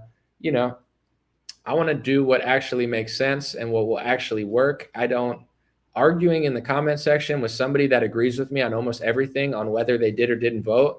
That's this weird thing that like anarchist libertarians do. They have this ideology where they think like not voting saves the country. There's a guy named Brian from High Impact Flicks that I used to like, but also personally is annoying. You know, God bless him and the work he does, but it's like we had a 3-hour debate on it. You know, I've debated this topic with somebody that agrees with that for 3 hours. I found it wildly uninteresting. I found it wildly stupid. You know, like some people think not voting literally fixes everything. I think voting and not voting, you're going to the similar destination and problems need to be solved on a different level. So it's like, how long can I really talk about a subject that to me, like I'm smart enough to understand it and be like, yeah, no, this isn't that interesting or consequential, but to them, they're like, it's almost like their ego is bigger than their intellect. So they think Biden, if everyone not voted, we would break the system. And it's like, that's what the one guy said to me, Brian, when I debated him. And I'm like, first of all, it's like if I said if the walls were made of candy canes, I could just lick the walls and I'd never have to eat dinner. What if America was 100% Indian and 0% white? What if America was 100% Japanese? It's like, I don't know. If America was 100% Japanese, the streets would be cleaner, and it would be less white and there'd be a lot of Japanese food. But what's the point of talking about that? Because it's not real. So this idea that you can get everyone not to vote at the same time is the same as Willy Wonka's chocolate factory. It's not going to happen. But let's just say it even did happen. The politicians would still vote, and then one of the parties would get in anyway off of like it doesn't. I don't understand how long someone could talk about that. although I do understand why someone would say voting's rigged, both parties are fake and gay, like it's not real. I agree. I 100% agree. But I also understand the strategy of like wanting certain, maybe you have a certain foreign policy, you want to vote Democrats. Maybe you want certain judges and you want to vote Republican. Like I get all sides of the equation. I just don't understand talking about how important not voting is for 7 hours. Like that's one of those like libertarian anarcho conversations where they like argue with each other at a libertarian conference, you know? I like libertarians, but they love to argue with amongst themselves. Like you'll be like, I like to argue. They're like, I like to argue. I'm like, so we agree. Well, I don't like to argue. You don't like to argue? No, I like those type of people. It's just not interesting to me. You know, I feel like they just like to not agree with people. It's enough about that, but it's interesting enough to talk about, I think. Let's see. Someone said anarchy means no rulers, not no rules. Anarchists support not harming another person, their property, honoring contracts. I don't dislike anarchists, and I've never once dissed anarchists in that way. I'm just saying when they are annoyed with me, I'm realistic. I understand the meaning of the word, but not just the meaning of the word means that every anarchist acts a certain way. They invited me to speak at an anarchy conference somewhere, like one of the biggest anarchy conferences. They don't dislike me because they know I'm authentic and I say a lot of things they agree with. I'm just saying, realistically, it's like, you know, you could think a certain way, but the world doesn't operate that way. So I'm just thinking of the way things operate, right? If everyone agreed with me, sure. But even anarchy in certain areas, like it depends on population and demographics. A lot of anarchists, they think we're all human race. We're all think this. I believe we're all one human race, but I also think different cultures do different things. Japan can do different things than Africa. Africa can do different things than America. Certain systems do and don't work with certain people and certain demographics. Like I don't think anybody's worse or better than anybody. I mean, I do want different things. Like you're entitled to want a Tesla. I'm entitled to want a gas guzzler. It doesn't mean you're bad or I'm bad, but we could have different preferences of what we want. I think a lot of people in the libertarian anarchy movement, not all of them, but some, they don't think that way, which is fine. I'm not asking you to think the way I think, but I'm not stupid. So it's like, if you're not thinking of things that I'm thinking of and you're bitching about me based on your ideology when you're less smart than me and you're not thinking about these things, I agree to disagree. You know what I'm saying? I do see the difference between demographics. I do see the difference between cultures and ethnicities and religions. I don't think they're all exactly the same. I think you should love your brothers and sisters of the world as the human race, but you don't have to pretend like a country in Africa that doesn't even have a well is the same as Martha's Vineyard. It's not. And you can make the argument, well, if they had this schooling and this teaching, they could build Martha's Vineyard. Sure, you could think that, but I could also think, why has no one done it then? It's been hundreds of years. How come nobody on their own continent is helping them? How come Mr. Beast has to come help them? You know, there are pros and cons and differences between groups for the better or for the worse. Like I wouldn't go to Japan and say, I'm just as clean as you. Let's replace you with white people and it'll be just as clean. It won't be. I like my own ethnic group, but I think Japanese people are cleaner. I think they're much cleaner. I like that. It's hubris to be like, I could do that. I could do that. Then do it. Then do it in a white country. You know, some places do, some places don't, you know, and then the ones that are, you know, if crime rises because a certain demographic comes, I notice these things. I believe there's differences. And I don't know. There's a lot of people even on the right that don't think that way. It's fine, but you're not smarter than me because you're not thinking that way. You're just not thinking, you know, or your ideology is coming from something else that's interesting, but I'm not going to argue in circles with somebody that thinks they're smarter than me. That's not, you know, that's my whole point. Someone said, I'm not arguing with you. I'm just trying to make it clear what the tenets of anarchism are. No, I got you. I just think that even with political systems, like certain political systems work with certain people. The founding fathers didn't say this constitution works perfect for the whole world. They said it works for America. America has a certain demographic. It's mostly Christian, right? This founding fathers were quoted. One of them said it works for religious people. I don't hate people that aren't religious, but this idea that America will work for everyone, that's new age hippie stuff. That's not real. And I even have a little bit of hippie in me, but it's like the reason America's failing is because people don't understand these things. The founding fathers didn't say, let's just import people from Asia, from Africa, from here, from there. Let's bring them here with different cultures, different values, different thoughts, different systems, and then these will work really well. They didn't say that. They specifically thought the opposite. And now that the people that lead our country don't think of these things, now these systems are failing. In my opinion, a socialist healthcare system, right? A lot of liberals talk about socialism works here. Socialism works in Norway. Socialism works here. Socialism works when the government actually cares about their people and also has like a demographic amount, or at least maybe just numbers or people that respect the system. And then it works. Like if Norway works and Sweden works and they don't have that many people, it makes sense how it works. The government doesn't have to pay that much. Everybody has a lot of things in common. People are on average respectful. Now the system works. Canada healthcare worked well until they started just importing too many immigrants. Not to say it's the immigrants' fault. It's just a numbers game. If you have this many people, then this system works. If you add hundreds of thousands of people that are not paying in as much as they're taking, then it doesn't work. You could look up demographics and see the average of people that are paying into the system in America and the average that are taking out. And some groups are paying in way more than they're taking out. And other groups are taking out way more than they're paying in. It's not to demonize or hate anybody, but it's like, government-run healthcare could work in smaller countries that actually care about their people and aren't just going to ignore statistics, math, and science.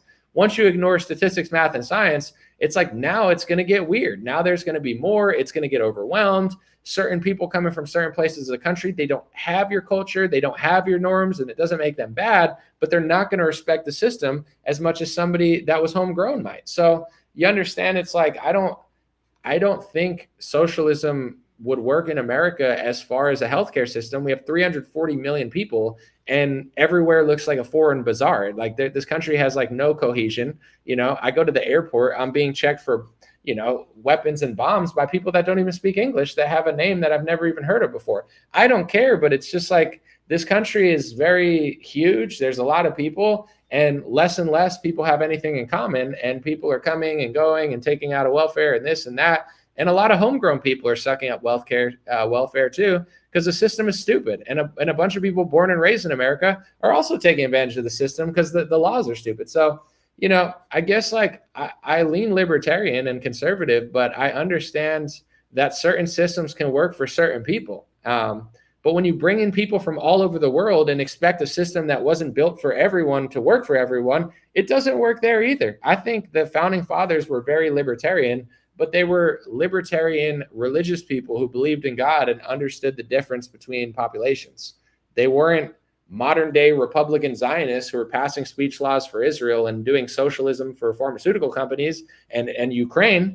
Like Republicans are socialists. Trump is a socialist. He's just not a socialist for you necessarily. I mean, maybe he was when he gave you $1,200 of COVID bucks. He's a socialist for the pharmaceutical industry. He's a socialist for Israel. He's a socialist for Ukraine. They're just they're doing communism and socialism borderline. So I don't know. All this stuff is interesting, but I don't think one system would work for everybody in the world. I think every group has a right to think about, if socialism works in Sweden, okay, but maybe it works worse when you take in too many immigrants. Am I allowed to say that? Is that wrong? Would Japan be as clean if they took in 50% immigrants from a less clean nation that doesn't believe? I'm a very clean person and I'm not clean enough for Japan. I walk and eat. You're not supposed to walk and eat in Japan. I would have to reprogram myself to stop walking and eating, and all the Japanese people would look at me and be like, look at that disgusting white guy. And I'd be fine with it. I wouldn't say it's racist. I'd be like, yeah, if I'm going to move to Japan, I got to get cleaner. But this idea that you can import a bunch of people like me to Japan and it's just going to be the same, it's not, unless everyone's super respectful and, the new group of people isn't too nice to you in the sense of they're not just come to our country and be yourself. They're like, no, come and be us. You know what I'm saying? Be more like us. You could add a little flavor, but don't collapse the system that works for us. But Japan's going to collapse themselves because they're not having enough children. So they're already going to collapse because they're depopulating themselves via not having enough babies. But, I think these are conversations outside of left, right, and political systems that some people just don't think about. I do, because I think in order to make good decisions and be strategic, you have to understand this stuff. Like so many Republicans, they think it's racist to talk about statistics and demographics. They don't understand this. And it's like, you don't understand it. It doesn't mean you're a better person than me. I don't understand what you're talking about, Anomaly. So I'm just going to not see color. Sure, dude, I don't judge other people in my life based on what color they are. I judge them by the content of their character. However, I don't go to Japan and say, I don't even notice that people look different than me. I absolutely do notice. I'm like the only non-Japanese person on the street. It's not a bad thing to notice things. It's like normal. It's like normal human behavior. I don't even see a difference. I do. None of them are speaking my language. I can't communicate with them. I got to go to McDonald's or something where they so the people that think they're better than me because they're like, I voted for Trump and I don't even notice these things, but they notice you. And in 40 years, everything I'm saying is going to hit you. And then you're going to realize, and then it's going to be too late because it's all happening just because you're not paying attention. It's like a Democrat who's like, I don't even notice illegal immigration. Okay, cool. What do you want, a Rosa Parks award or something? Does that make you not racist or something? Like, because you pretend like you don't notice certain things? Like, it's all fake virtue signaling. But a lot of left-right conversation is designed to get people to not think deeper. Because if your whole thought process is what CNN says or what Fox News says, they're trapping you in a square the same way your algorithm is. It's like your algorithm is feeding you what you already see. So now you're kind of in this matrix of like, I watch MMA highlights, I watch, sports highlights and politics. My Twitter feed, sports highlights, politics. That's all it is. Other people are like, have you noticed the propaganda in your feed? Me? No, because I don't give the propaganda too much attention. If you don't like the propaganda and you give it a lot of attention and you respond to it, now Twitter realizes they respond to the propaganda, give them more, because then it'll keep them on the website. Your algorithm is essentially like a reflection of what you're doing. So some people are like, what's up with all the titties in my feed? What's up with all the boobies and it's like, you're looking at them, bro. I'm not hating on you, but it's like you saying that that's happening. It's not like they're just feeding you that. It means you're giving it too much attention. People out themselves all the time. They're like, what's up with all this stuff in my feed? And everyone else is like, bro, I'm not getting advertisements for that. Like, what are you looking at to get those advertisements? Oh, dude, is everybody's feed a bunch of big boobies? No, but some people have boobies in their feed because if you look at the boobies, they feed them to you. Instagram seems to, you look at boobies on Instagram, your whole feed's boobies. On Twitter, you gotta shield your eyes or else they'll, yeah. I get it though. Let's see. Read a few more. Someone says, so great to see you. Thank you, Annie. I appreciate it. I'm going to read this because it's interesting, I guess. Kirk says, I am white. It frustrates. By the way, Kirk, thank you for being here almost all the time. I know you get a lot of flack because sometimes you say things people don't like, but I appreciate that you're here always communicating, man. So I'll read your comment. He said, I am white. It frustrates me when Nick and Charlie act like black population is stupid. I look at people as individuals that happen to have a race. I get what you're saying. Like you're saying that you don't like that Nick and Charlie don't allow them to have autonomy or something. I kind of get what you're saying. And yeah, I mean, I think people, I think Thomas Sowell called it the bigotry of low expectations, where when you like have such low expectations for somebody or treat them so dumb, it's actually more racist than just treating people like normal. But Nick and Charlie kind of have a different take on that. Charlie's more like, I like donor money or whatever. I don't know. What does Charlie do? He'll be like, I'm here, I'm there. I'm whoever I have to be today. I'm Charlie Kirk, la, la, la. And then Nick is more like, racially charged, blunt, extremely direct with his race thoughts, So I don't think him and Charlie are the same, but I get how you could see them the same. I guess, like you have a different view on race than them. It's cool. Did anything I said make sense to you? Because I'm not Nick or Charlie. So did anything I just said in the last 20 minutes, did that resonate with you? Do I have a fair point with what I said or no? Jojo said, God bless Anomaly. Blessings to all the chat today. In case I can't get back to the live chat before it ends, I'm all ears, but I'm really distracted right now. I'm multitasking. Do what you got to do, Jojo. I appreciate you. And yes, appreciate it.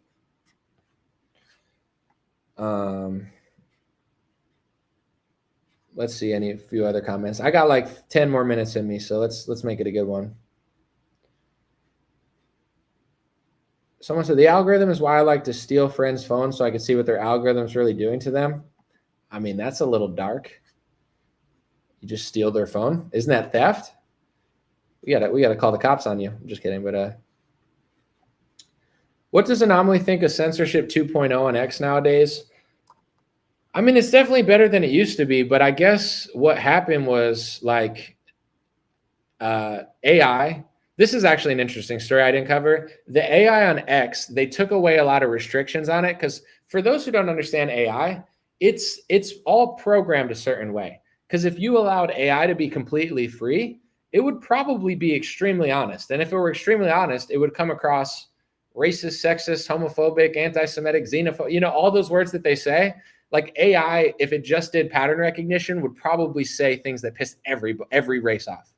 So they have to like put guidelines around it, or else it'll tell you the truth of what they've been lying about for 60 years. And then, now everybody's woken up and they're out of the matrix. So every AI, even though it's a great research tool, and if you know how to work it, it will tell you the truth, but it's not free. It's not like, oh, it's just telling you the truth. It has it's like, don't say this. I guess Elon had an experiment where he was like, let's take off a lot of these hate speech guidelines.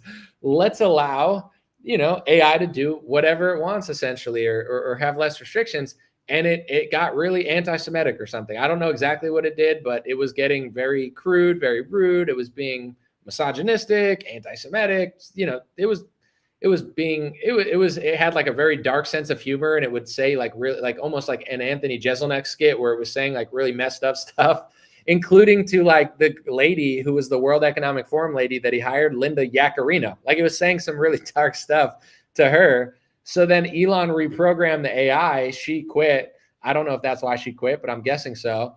And then a bunch of like organizations kind of like jumped down Elon's throat. And now Grok is completely neutered, and like it'll be quoting like the Anti-Defamation League, and it's doing a lot of really sussy stuff because they took the guardrails off it. But that's like that is the truth of like taking the guardrails off stuff. Like listen, every race has pros and cons, and my ethnic groups are not perfect, and I never would say they are. But and there is, let me be clear too, there is some people or a lot of people that take it too far, and there are a lot of people that are just unnecessarily rude to people. I'm not a rude person, so I don't like people that are rude. But with all that being said, all the guidelines and the words that they use are just stopping people noticing something. Like, let's just say racism against Hispanics, right? I am part Puerto Rican. I don't know how Hispanic I am. I've never taken a DNA test, but you could say I'm as Hispanic or less Hispanic as you want and be as racist to me as you want. I mean, I would wish that you don't, but I don't care.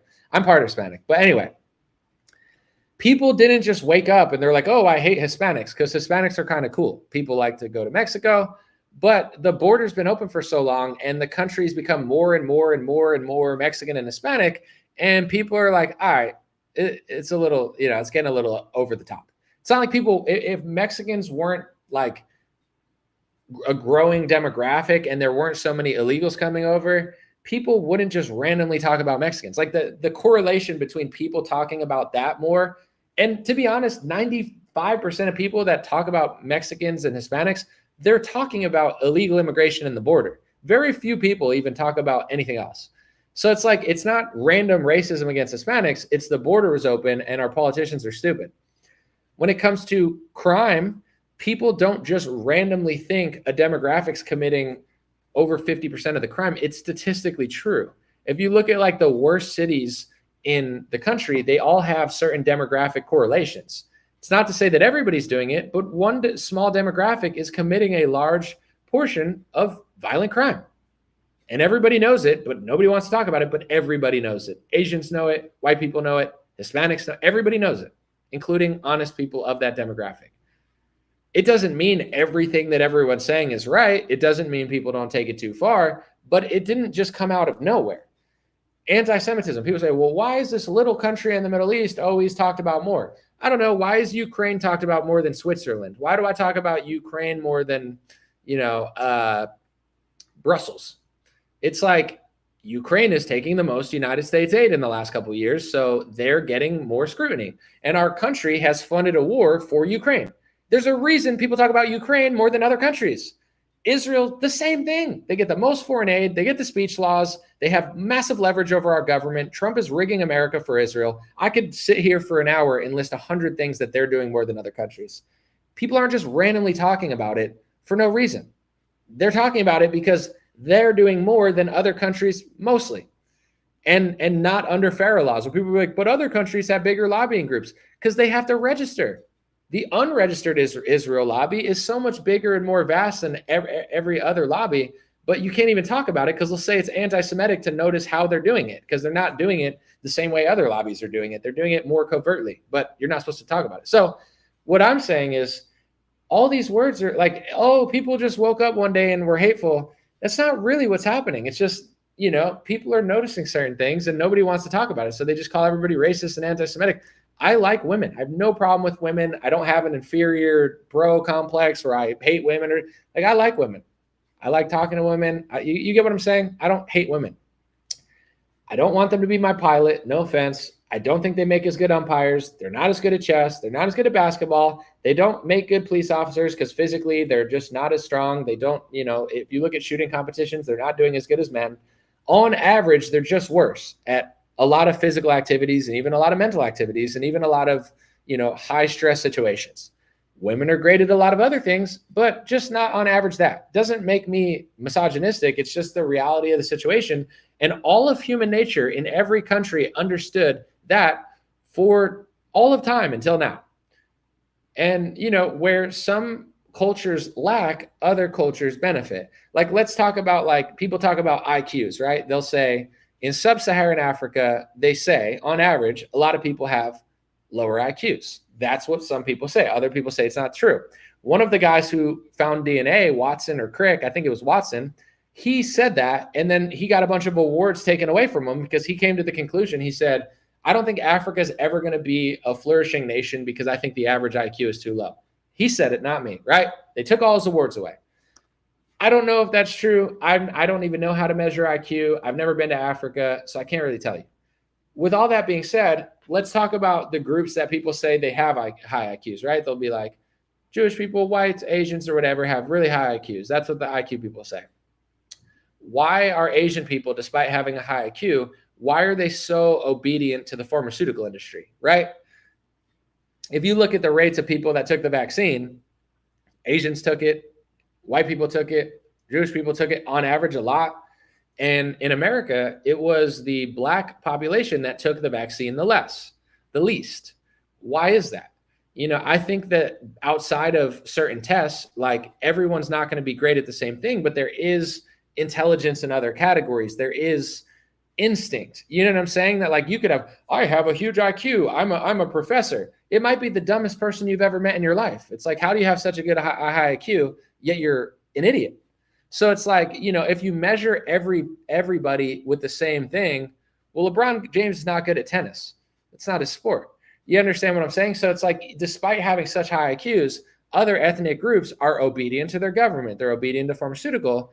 And a group that people like to say isn't smart made, in my opinion, the smartest decision out of anybody on one of the most important topics in modern history. So I think you can measure intellect in different ways, and I'm sure there's correlations to it, but it doesn't necessarily always equate to the right decisions.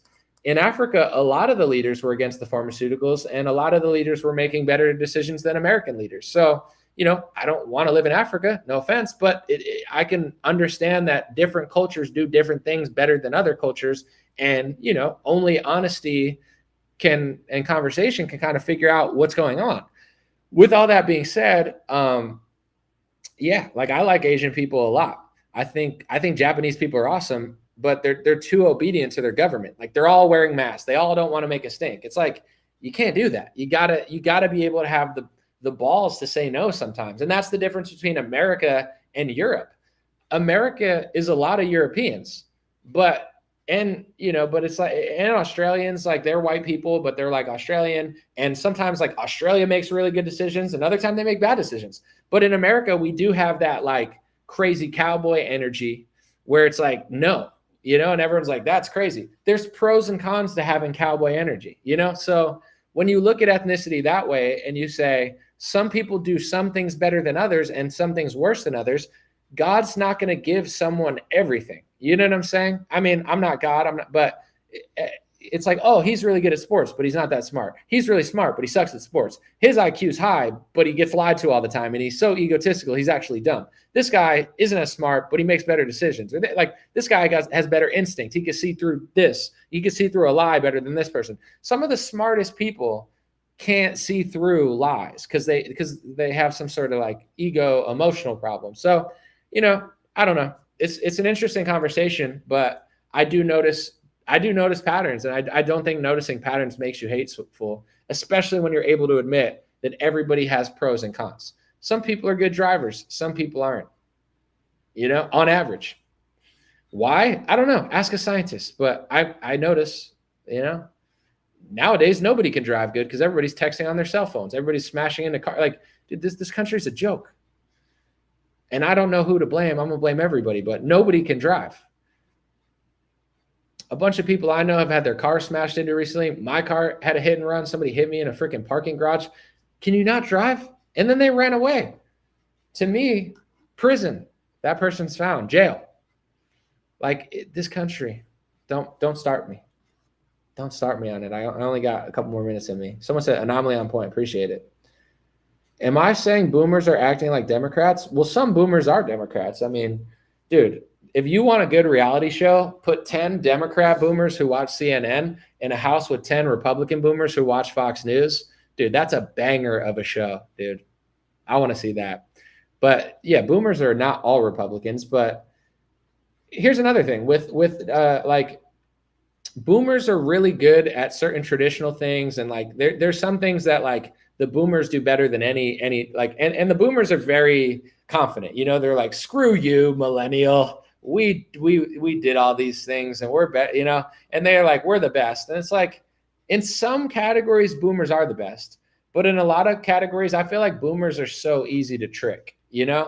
They're like, we landed on the moon. Ronald Reagan was the best. We beat up the bad guys in World War II, except we really actually sided with the communists, and we still don't realize that that's the reason that everything is like communist now, because we helped the Bolsheviks win. But, long story short, it's like, boomers are really good at some things, and they have massive blind spots, and like the biggest blind spots that everyone else is trying to point out. You have a blind spot there, but boomers are so, it's like trying to teach your grandfather, like, they don't want to hear from you. They're like, I already know everything. Shut up. I'm right. Like, all right, you're wrong, but that's okay. But then it's like, there's some things that they do really good that millennials can't do, and the younger generation can't do. So just like with ethnic groups, on average, every age group has pros and cons, and I think when you understand your flaws, you become a better person. When you understand, when your ego is not bigger than your self-awareness, that's when you become like a good person. I know my flaws. I know my weaknesses. I'm very self-aware of them. I'm not perfect and I have room for improvement, but it's like being able to admit what you're not good at makes you a more tolerant person. Boomers, they don't like to admit anything. So a lot of people, they're annoying. Not all of them. There's a lot of great boomers, but it's like, yeah, I don't know. I mean, the younger generation's probably annoying too. I just don't know what they're up to. They're like playing like Roblox and Fortnite. Like, I don't understand it. They're doing TikTok dances. I'm getting old. I don't know what they're doing. I hope that they wake up and become good adults, but I agree with the boomers. It's getting weird where, like, are these people going to be able to keep society afloat? I don't know. I don't like, do they know like mechanic skill? Like, are people still learning things that actually matter? And I don't want to be a hypocrite, because it's like, I think I've made a big difference, but at the same time, like, I don't think I'm doing a core skill that matters that much. I think combating with news propaganda is important, but I'm not like building houses or fixing cars. And if nobody's doing that, then who's going to do it? I'm a podcaster.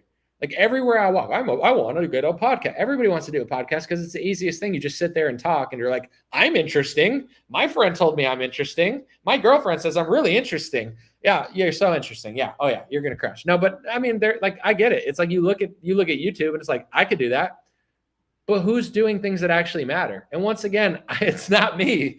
So I'm just like, should I quit and start learning a trade? I don't know. It's like I'm just nervous about who's doing those things. I feel like boomers were doing those things pretty well. So we appreciate that, boomers. Someone said, I love debating people on Bill O'Reilly's YouTube with boomers. Dude, that's a crazy hobby. You're like, what do you do in your spare time? You're like, dude, I go to, oh, shoot. Hold on 1 second. What the heck? Okay. See, this is HD. If I could ever get it working right, it's probably not going to work long. But you're like, I debate with Bill O'Reilly boomers on YouTube. That's my hobby. I'm like, okay, we all got to entertain ourselves somehow. Let's read 1 or 2 more. I got to keep this under 2 hours. That's the max. The hippie era was a psyop. I think to some extent there's definitely a lot of psyops in there. It's good to be Zen on a personal level, but you don't want to be ignorant on a national world level. I do believe in hippie mentality internally, in order to become like a calm, good person. But when you're like, I don't care about anything, then someone else is going to do something. You can't be naive. Someone said, Anomaly, come to Florida. I'll teach you carpentry. Okay. I might take you up on that. It's good to know skills, but I don't know. I feel like I'm a millennial. It's going to be harder to teach me because I'm a lazy loser millennial that just, No, I'm just kidding. I've had real jobs before. It's just been so long. I feel like it softened me. I need to learn carpentry and strengthen up again. Let's read 1 or 2 more. All right, let's make these comments good so we can end on a good note. Appreciate everybody watching. Thanks for hanging out. Let me know what you think in the comments of this. And I have an idea of how to get my camera to stop freezing. I think I need to use a different streaming service, so I'm slowly working on that. And yeah, we'll get it cracking. And then once I'm like streaming in 4K or 1080, it's going to look even sicker than this. But you could tell it's getting better. We're getting there. I think my streaming service is just garbage. So this one, it's always kind of sucked too. It's always been on a little delay, but it's okay. Someone said, Sue detention centers popping up all over the country. They took my husband. He has papers. Are you talking about ICE detention centers? They took your husband. He has papers. I'm sorry to hear that, Sandra. I wish I would love to talk to you and try to get to the bottom. You know what I'm saying? It's hard for me to do that type of journalism because then it requires trusting you and what you're showing me. But I would love to cover more of the bad things that they're doing. I know if someone's illegal, it is what it is. But if they're actually taking your husband and he has papers, that's not right. And the thing is, I believe you because I already know that they're doing other things they shouldn't be doing. So I know most Republicans probably wouldn't believe you and they'd be like, that's not true. But they're already deporting students who are just criticizing Israel with no crime. So once you lose my trust, then I don't trust you. So it's like, could they be doing that? Absolutely. So, and it's worth covering. This is a scary part about the left, the right too. It's like people like Trump, people hate Trump, the left lies, the right defends them. Then it becomes this binary where there's no room for stories like yours if it's true. That's what I try to do here is break the mold a little bit because it's like they like people fighting oh, he would never do that. And then the left's like, he's, that's the problem with the liberals though. It's they're like, everything is Hitler. You're like, how is Trump Hitler? Trump is the most pro-Israel president ever. He's literally rigging America for them. And then the left, the smartest thing they could come up with is compare him to a leader that is the exact opposite of Trump. I don't know. It's not literally the exact opposite, but you get what I'm saying? It's the left is so dumb. It's so bad for the country. If the left actually made sense and they're like, you know what? Trump's doing this wrong and Trump's doing that wrong. It would actually be cool. It'd be yes, but they literally just make no sense. The only comparison they can compare him to is a person that literally has nothing to do with them and doesn't govern at all like Trump governs. Literally almost reverse. Trump, the people that he was talking about is the people that I don't know. And that's what the left does. So then where do you go with that? They're the border reminds me of World War II camps. And you're but people are coming in and he's close. If people don't want to go to the detention centers, why don't they not come in? I don't know. The left is just so stupid. It kind of ruins everything. So sorry about that. Am I tuned into the Australia situation with Bibi? Yeah, I mean, not Netanyahu directly, but I saw that Australia is recognizing Palestine as a state. Israel's pissed off. They're doing sort of retaliation with like certain embassy people, from Australia. So I don't know exactly what's going on, but yeah, I'm following it. I wouldn't say closely, but I've seen it. And I don't care. Like, I know a lot of Republicans are like mad that they're recognizing Palestine as a state. Like, that doesn't bother me. I actually think it's fine. But also, it's like, what's the point of recognizing Palestine as a state when they've literally destroyed Palestine? Like, recognizing it as a state's not doing anything because they've literally like destroyed everything there. Like, what now? But any sort of world leader that's willing to challenge Israel is interesting to me. But here's the problem with so many people in the world, like Australia and Europe. They'll challenge Netanyahu and Israel, but then they won't do the wrong thing. It's like you stand up to Netanyahu, but you enforced vaccine passports. You stand up to Netanyahu, but you wouldn't let Djokovic play tennis. You stand up to Netanyahu, but like London's letting their city get overrun. So it's hard to give them that much credit. It's like, cool, you stood up to Netanyahu. That is really cool. But you're doing everything else wrong. Like, why is that the two options? It's either like Bolsheviks who like kind of challenge Netanyahu or they work with him, or Zionists who are fake opposition. Like, is there any real leaders in the world? Like, is there a single real leader? I remember right-wingers were promoting Geert Wilders, and they're like, he's a real Dutchman. He's a nationalist. He's also a Zionist. He's like an Israel sycophant. So it's like, okay, hopefully he's helping his country. I have no idea. But it feels like there's no real leaders. Like, literally the whole world is compromised.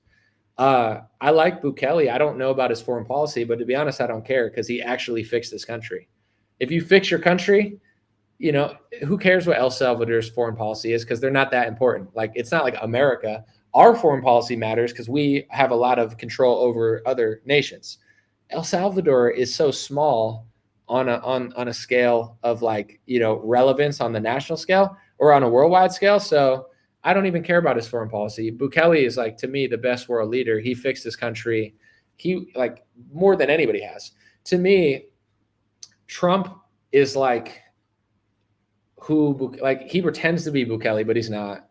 Even Malid, I think, had a little bit of success or a lot of success with his currency. I'm not 100% sure, but it seems like he did a lot. Like, at least they're doing something for their people. I feel like Trump, he hasn't really done that much for America. Like, I don't think he's fixed the currency. I don't think his tariffs are as great as he pretends they are. I don't know. We'll see. It's definitely harder to give Trump credit. It's harder to fix America than it is to fix Argentina or El Salvador. And it seems like he's going to try, to some extent, but I don't know. It's a big task, but wish him luck, I guess. It's also hard to trust him because when you do things so lopsided, when I think you're doing things for America and then I realize you're doing things for Israel so many times, then I stop trusting you completely. We're doing tariffs for America, but we'll sabotage our deal with India and Canada for Israel. Then it's not for America. Your trade deal with Russia and the deal with trade shouldn't be reliant on foreign policy. If it is, then our foreign policy is more important than our trade deals for our people. And then if our foreign policy is more important than our trade deals, then I'm allowed to scrutinize our foreign policy and decide, is this good for America or is it not? And I don't believe it is. I think it's lopsided. I don't think the Ukraine war did anything good for America. Nothing. I think it did nothing for us. And all the Israel wars we fought over the last 20 years, I think it's come at a massive expense for America, not just financially, but where did all the refugees come from? It's for all of these Middle Eastern wars. And I don't believe it's random.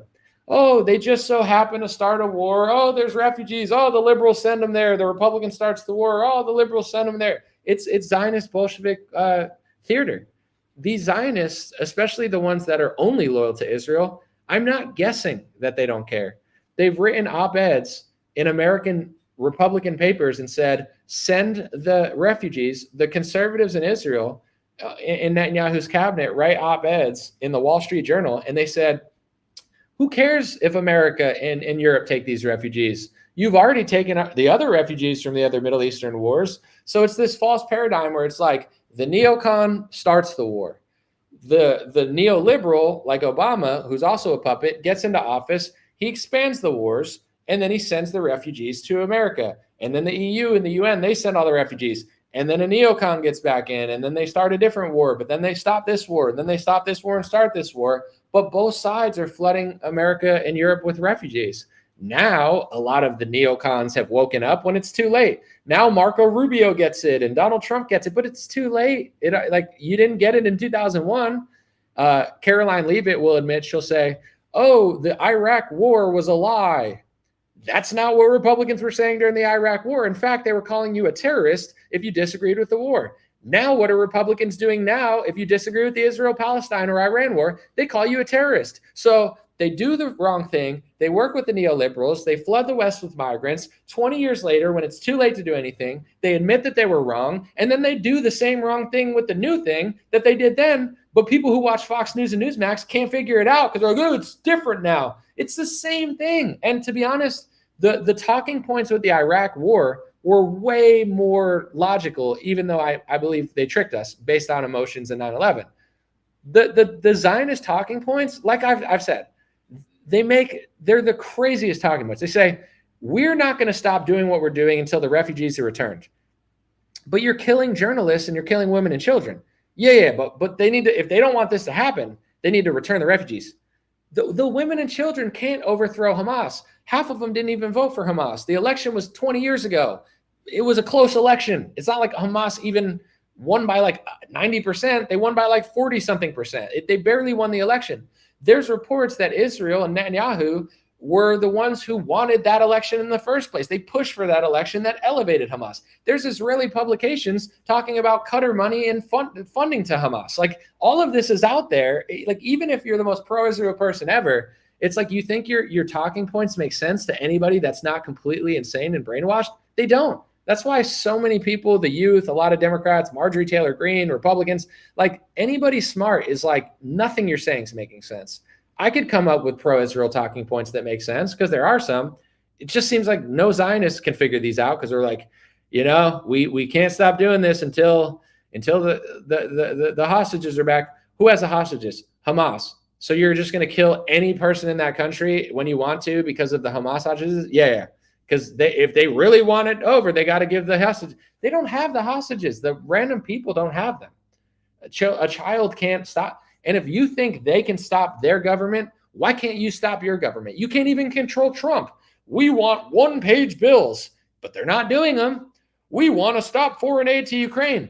Well, Trump didn't. It's like, we didn't want the COVID vaccine to be funded with socialism. Well, Trump did it. We didn't want the mandate. Well, Biden did it. Can you stop him? No.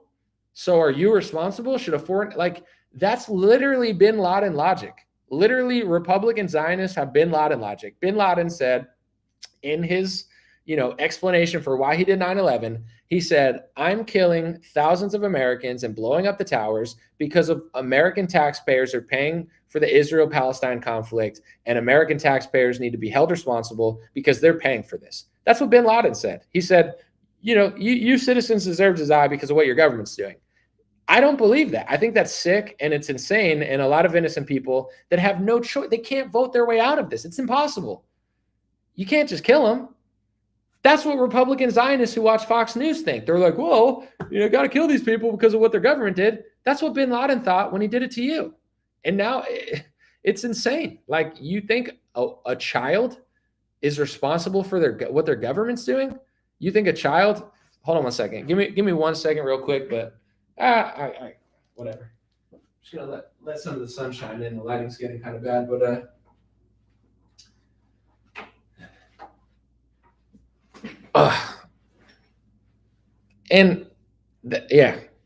I mean, I feel like that was pretty explanatory. I don't know what else I was gonna say about it, but I think I said enough. Think about better talking points. Think about compassion. If you're Christian, think about Christian values and morals.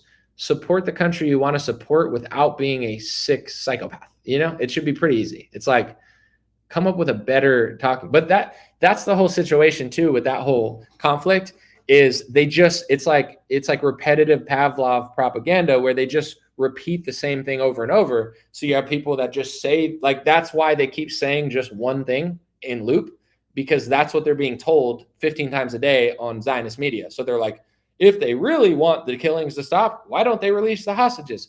Why does your government every day do everything you don't want them to do constantly, and they never stop, and you can't vote your way out of it? And even if you win an election, you can't get what you want. And when you lose an election, you certainly can't get what you want. And of course, you wouldn't want you and your family to be held responsible for that, because why would you? It's not your fault.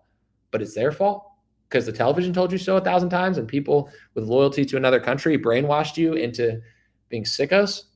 Wake up, you know? And this situation too, and I've explained this a bunch, but it's really fundamental to understand everything everything that everyone does, not just in that country, but in this country as well. They have an idea of what they want to do, right? We need to invade Libya, Syria, Iraq, hopefully Iran. Not saying hopefully, but they want to. You know, like all these kind of, like they want to do all these things. It's 1999. They already have this plan. How could they convince Americans who have a great life, who are not at war, they don't think they're at war, to just be like, yeah, let's just send troops to all these countries you never even heard of because we just have to, kick out the leader because he's not a CIA puppet? Nobody would want to do it. Nobody did want to do it. They need something in order to achieve their means. I'm not saying they staged it, and I'm not saying they're in on it. However, historically, some things have been false flags. When they wanted to go after Cuba because they couldn't control Castro, and there's certain leaders that they can't control that I don't even like. When I talk to people from Venezuela, almost nobody likes the leader of Venezuela. I know the neocons and the Zionists and the deep state want to get rid of Maduro for their own reasons, but that doesn't mean Maduro's a good leader. Everybody from Venezuela says he's horrible, and they don't care if he gets overthrown. That's from what I've heard from people from Venezuela. But at the same time, with Cuba, same thing with Cuba. It's like, I don't think they're doing a great job. However, the reason America wants to get in there is not because they're not doing a great job. It's because there's an American objective or a foreign policy objective. They wanted to turn people against Castro. This came out during the JFK files that Trump released in his first term. The CIA planned to stage bombings in Miami and sink a boatload of Cubans, and they wrote real or simulated. So they said, in order to brainwash the public to go after Castro, we either need to blow up a boatload of Cubans and kill them, or fake it and simulate it. I mean, both are messed up, but it's definitely more messed up to actually kill people in order to go after Castro. But these are the things that they need to do in order to convince the dummies, aka the American population, not everybody, but too many people, in order to do stuff. So they didn't have a reason to go to the Middle East, and then after 9/11, they did. They didn't have a reason to kill a bunch of Palestinians, and then after October 7th, they did. But the dumbest thing that people that are brainwashed with Zionist propaganda believe, and I'm not asking you to justify anything or think it's a false flag, because that's not what I'm saying, but you're an idiot if you don't think they already had a plan to do this and they were going to find a way to do it one way or another. You're a moron, because they were. I already knew they wanted to expand the whole PragerU propaganda that just so happens to have a CEO that's former Israeli intelligence. Like, we just want to sit here and exist. Guys, there's been if you take your brain out of the brainwashing, you could find other places that have been like, they've always wanted to expand. They've always wanted greater Israel. They've always wanted parts of Syria. They probably want parts of Egypt and stuff as well. It's out there. It's in speeches. It's in documents. It's all there. They already wanted to do this. They were going to do it. They have been doing it. But Prager told me they just want to sit there and gatekeep their space. Well, PragerU's lying, because not only was that never their plan, but even when I was pro-Israel and I really believed in everything they were saying, a little bit of research and I figured out they've actually been expanding. So that was not only a lie then, and they've already expanded slowly. And then October 7th was the reason to massively expand and just slaughter a bunch of people and essentially try to treat them like Amalek, which is exterminate them and genocide them. I don't use the word genocide lightly, and I don't think people should. If you believe somebody's Amalek and you want to wipe them off the map and you're willing to basically control demolition their entire neighborhoods and kill tens of thousands of people, any journalist reporting on it, and say everybody's Hamas, let's just kill them, it's kind of like genocide. That's why Marjorie Taylor Greene is calling it that's kind of just what it is. I don't know. Everyone's not doing it, but that's kind of that. No, that's not that. They always wanted that land by any means necessary. And the higher ups in that country, They don't respect other ethnic groups. They don't see them as, oh, they're a group of people with a race, they see them as below them. They see them as Amalek. They see them as they need to go bye-bye. Not just them, their whole bloodline. Bye-bye. That's what they think. They say it. They'll tell you. So the average brainwashed Zionist media watching boomer is like, they never would have done this unless that day happened. Says you, because you've listened to them say that 1,000 times on the television. They always had a plan to do this. They always wanted to do it. They've been doing it slowly, and now they're doing it quickly. But that's how everything operates in this world. They have a plan. They wait for an event that justifies the plan. And if I really were on that side of the equation, I would really want to wonder how in the world that even happened on that day. You know, if you care about the thousands of people in Israel slaughtered, as you should, because it's sick when somebody kills innocent people at a music festival, it's disgusting, it's evil. And whoever committed that crime, Hamas, it's evil. They're evil. With that being said, how did a paraglider get across a border that a missile can't get across? How was defense not paying attention for hours or however long, where paragliders, not supersonic missiles, not technology we've never heard of they got from Russia, paragliders got across the border, committed these atrocities, and then even Israeli news reported that a lot of the carnage, this is in Israeli news, if boomers wake up from their Fox News slumber, it's in their publications. They're doing journalism on this that American media won't touch. Somehow I respect Israeli news more than American news because they actually have journalism there. American news is full-blown propaganda for them. But anyway, in their own news, they say a lot of the carnage done was the Hannibal Directive or the Hannibal Initiative, where it's their strategy to just do mass carnage so they can't take hostages, because letting their enemies take hostages is a huge issue when it comes to strategy. So they have something, look it up. It's even on Wikipedia and anywhere. You could find it in Israeli publication, mainstream media. It's called the Hannibal Directive or Initiative, where they're willing to basically blow up the enemy and their own people in order to prevent a hostage situation. So Israeli news even reported that a lot of the death and damage done was by the weapons coming from Israel, because they were just blowing things up to stop Hamas and the hostage taking. I'm not making this up, and I wasn't there, so I can't tell you what really happened. But like, if you're not completely brainwashed by propaganda, you could look at this stuff and say, they've been expanding their land for decades now. They've been wanting more land for decades now. They've admitted it publicly decades now. They've wanted it. They'll do it. And they've always said that certain people are Amalek, which means they want to pretty much wipe out their bloodlines to some extent. Like, that's what that means.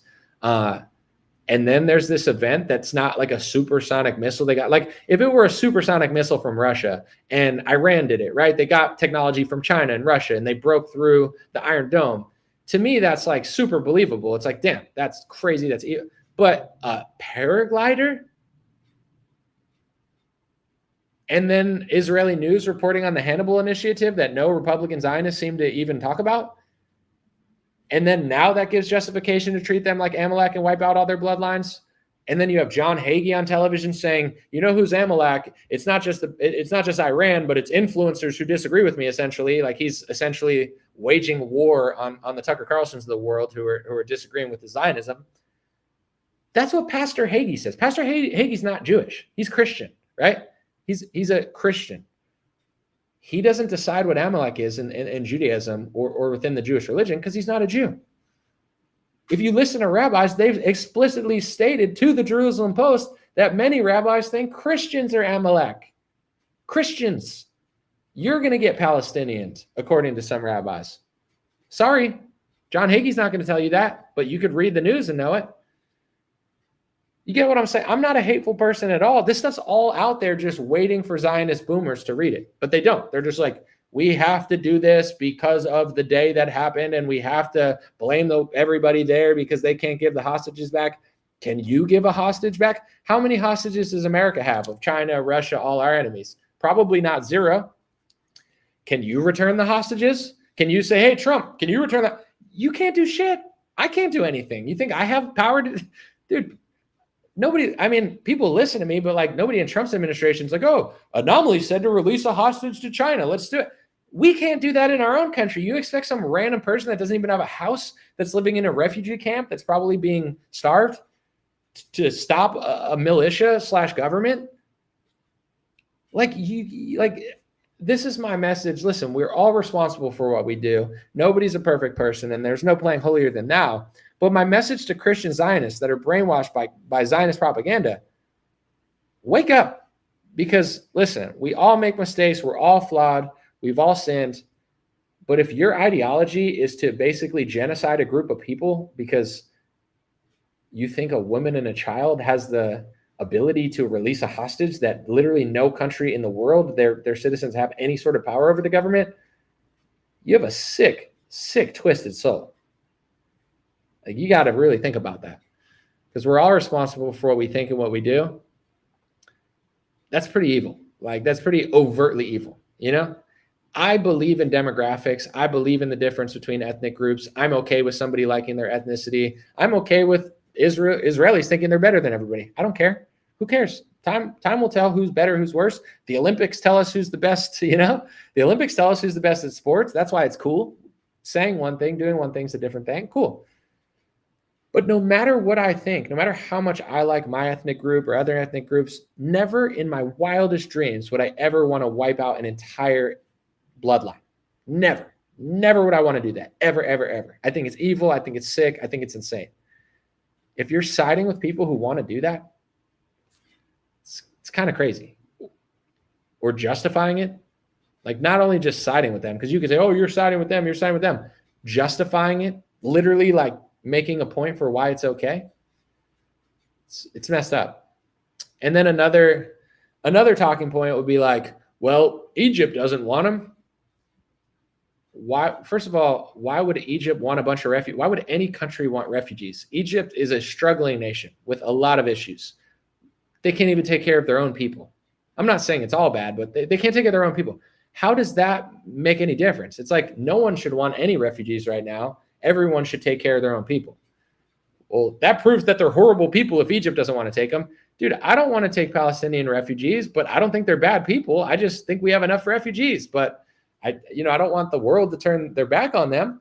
I just think they should stop killing them, But if Egypt doesn't have the economic structure to take 1 million refugees, doesn't mean the people there are bad. It just means Egypt doesn't think that's a smart idea. And also, I think Egypt knows to some extent, it's like what's happening to Palestine could easily happen to them at any point. Like, if you look at the Greater Israel Project, they might try to take a piece of Egypt at some point, and the Egyptians will suffer the same fate as the Palestinians to some extent. But it's like, well, if they won't take them, then that proves that they're horrible people that deserve it. It's like, what? I don't think Europe should take them either, but it's just like, especially after what everyone's done funding the slaughter of them, then of course they're going to hate you. Why would you want them in your country? Someone said U.S. give Egypt billions to stay in their lane and shut up. Yeah, I'm sure they do. And same with other countries around there. But yeah, the talking points are just not great. Someone said, soon to retire demographic are loyal to the regime propaganda, perhaps an expectation they will get their retirement promises. I just think you can't teach an old dog new tricks sometimes. And like certain people, they're not curious. They're more like gatekeeping what they already know. And it's hard to admit that you were lied to. But I think boomers don't understand how much they were lied to. Like, and I love boomers, but their pride, because like, listen, I have family that served in the military to some extent. I don't know that they were deployed in actual war, but I know both my grandfathers did some sort of stint with the military. I think one was stationed in Germany maybe at one point, and one was stationed in Italy. I don't even really know, but I don't think they were like combatants or anything, but they served in the military, right? As when you have family that served in the military or fought in a war to any extent, you want to believe these wars were righteous. No Afghani, like every military member who served in Afghanistan, they didn't want to believe that it was corrupt, but now they realize it, and it doesn't make them bad people, but it's sad. They risked their lives, and now everybody has to realize that we're getting lied to. Like I would say most Middle Eastern veterans know that, and it haunts them. And it's sick that's why it's important to correct our government, because our brave soldiers deserve better. But with that being said, most boomers, everything they have pride in, it's like not what they think it is. Like World War II. we were the heroes of World War II. Sure. But really, we fought alongside the communists. We fought alongside the Bolsheviks. Stalin killed more people, yet they don't talk about it in the history books. And after that, we established the United Nations, which became a basically socialist, communist, worldwide psyop to some extent.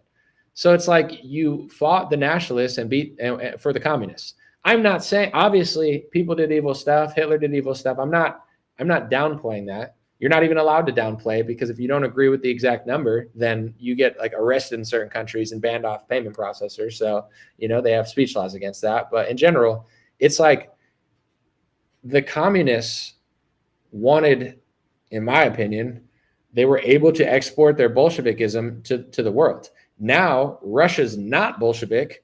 Europe and America are Bolshevik. And now the Bolshevik regime of Europe and America are fighting Russia through Bolshevik Ukraine to make them Bolsheviks again. It's like we helped the Bolsheviks win, we absorbed them, and then Russia somehow got rid of them. It's like that was World War II.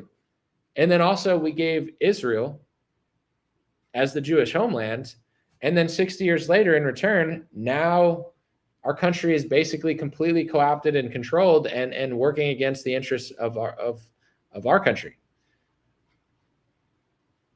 Okay, do boomers want to talk about that? Of course not, because it shatters their whole paradigm. They're like, everything we did in World War II is great. Sure, we helped a lot of people. We beat some bad guys. That's awesome. But in reality, we fought with bad guys also. We fought with potentially guys that literally killed more people and have a worldview that is against ours. And now we've absorbed it and it's destroying our country. When it comes to Russia and Ukraine, I'm not a big fan of Russia or Ukraine, but this idea, they're doing the same thing they said during World War II. And, I wasn't alive in World War II, so I don't know to what extent every country was trying to take over, because they were taking over countries. But with Russia wants part of Ukraine for understandable reasons. I'm not saying you have to agree with it, but they speak Russian. They are Russian. They're being mistreated. They were Russian at one point. The whole country was essentially Russia. Putin wants a certain part of that land, and he wanted to help his people. Okay, is Putin going to invade Sweden? Like this whole bullshit narrative. Oh, Putin's going to invade Europe. He invaded parts of Ukraine where the people spoke Russian, liked Russia more than Ukraine, and Ukraine was Russia once. He's not invading England. He's not going for Sweden, yet the Nordic countries are funding Ukraine the most, or to a huge extent.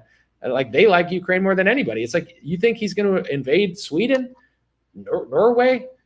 It's all fake. Like the reality is that's not even true. So I wasn't alive during World War II, but they said the same thing. He's going to invade the whole world. Nobody wanted to go to war, but then Japan happened, Pearl Harbor, whatever. Now we got to go to war. But they were telling people he's going to invade all of Europe. Was he? Maybe. I don't know. I wasn't alive then. I'm not the most researched historian on the topic, but they were probably lying about that too. Like, I'm sure he was invading some countries, but this idea was he going to go for England next and Winston Churchill? Probably not, but they told people that, whatever. Now, same thing with Russia. So what I'm saying is the boomer generation, their whole life is a lie. World War II, that ended up like, when it's all said and done, we became the Bolsheviks and the communists because we worked alongside them and allowed that to establish the UN, which was like a global government. The Vietnam War was a lie. People died there. It was very sad. The moon landing is like the most proud thing that they know of, and they haven't been able to replicate it because they said they destroyed the technology. I don't know for sure if they lied about the moon landing, but I think so. The hippie movement was a lie. They pushed evil through rock and roll music. I like a lot of rock and roll, but a lot of it was demonic purposely. So it's like, they're like, we had it the best. Yes, but because of all your failures, now we have it the worst. That's why so many people resent boomers. I don't. I like boomers. I appreciate them. I understand everybody makes mistakes, but boomers think we lived the righteous life. We fought all the wars. We went to the moon. We did all these great things. We had the best childhood. We had the best life. We had a picket fence, and now you don't. Because of you. It's like with COVID printing. You print money. Overnight, inflation doesn't happen. Oh, it was Biden. It was that. It was all of them. It just takes time to settle in. It's the same with all the boomers' mistakes. They don't think they made any mistakes because it takes time. The societal collapse from your music, from your culture, from being lazy, from inflation, from the false paradigm, from a foreign country taking over our Congress, from all of your politicians after Nixon being total puppets. Like, you didn't notice it because it was a slow roll. They slow roll it, then they quick roll it. So now that it's all falling apart, boomers think, oh, it's all the younger generation's fault. They did it. We had the best. No, you're kind of the reason this all happened. You raised these generations. You allowed it to happen. You slow rolled it in. You didn't pay attention. You fought in a war with communists and allowed communism and socialism to take over the world, yet you take no accountability for it. And now you just scream at the TV and dance with Trump or hate Trump. It's why a lot of younger generations are like, this is insane. Like, this is crazy. They don't understand that. With all that being said, it's the same reason with reporting that also, like in 2019, I was talking about Israel's influence in America and the speech laws. Most people had no idea what I was talking about. There was no market for it. Nobody cared. Got the least amount of views. Everybody thought I was crazy. I got blacklisted mostly.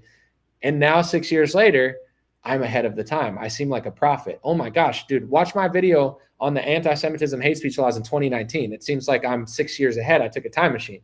It's because I read what they're doing, not what they're saying. And I want to get that point across because that's the name of the game. If you see all the mistakes that the boomers made from 1960 to 1990, you know where America's going. It's just not there yet. G. Edward Griffin talked about it for 30 years. No one cared because everything was awesome. But G. Edward Griffin, he's not a prophet who God just told him when he was in the corner or something. He reads, he researches, he watches what's happening, he listens. That's how he's 40 years ahead of everybody, because he's paying attention. It happens slow and it happens quickly. Medical tyranny, slow, fast. Communism, socialism, Bolshevikism, slow, fast. Societal decline, slow, fast. Feminism, slow, fast. Homosexuality being normalized, slow, fast. Oh, we just want to get married. Oh, wait, we think transgender should beat up women in volleyball. That was fast. It was slow, and then it was everything slow, and then it's fast. What Israel's doing in Palestine, slow, fast. Trump allowing them to essentially, like, Trump's in hyperdrive now, just giving them as much power in the government as he can, and speech laws as slow, fast.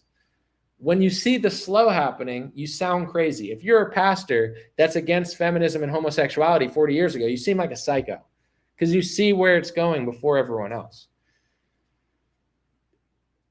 And with the news too, it's like, I don't trust any news source. You got to learn to read between the lines. You can't trust, oh, who do you research?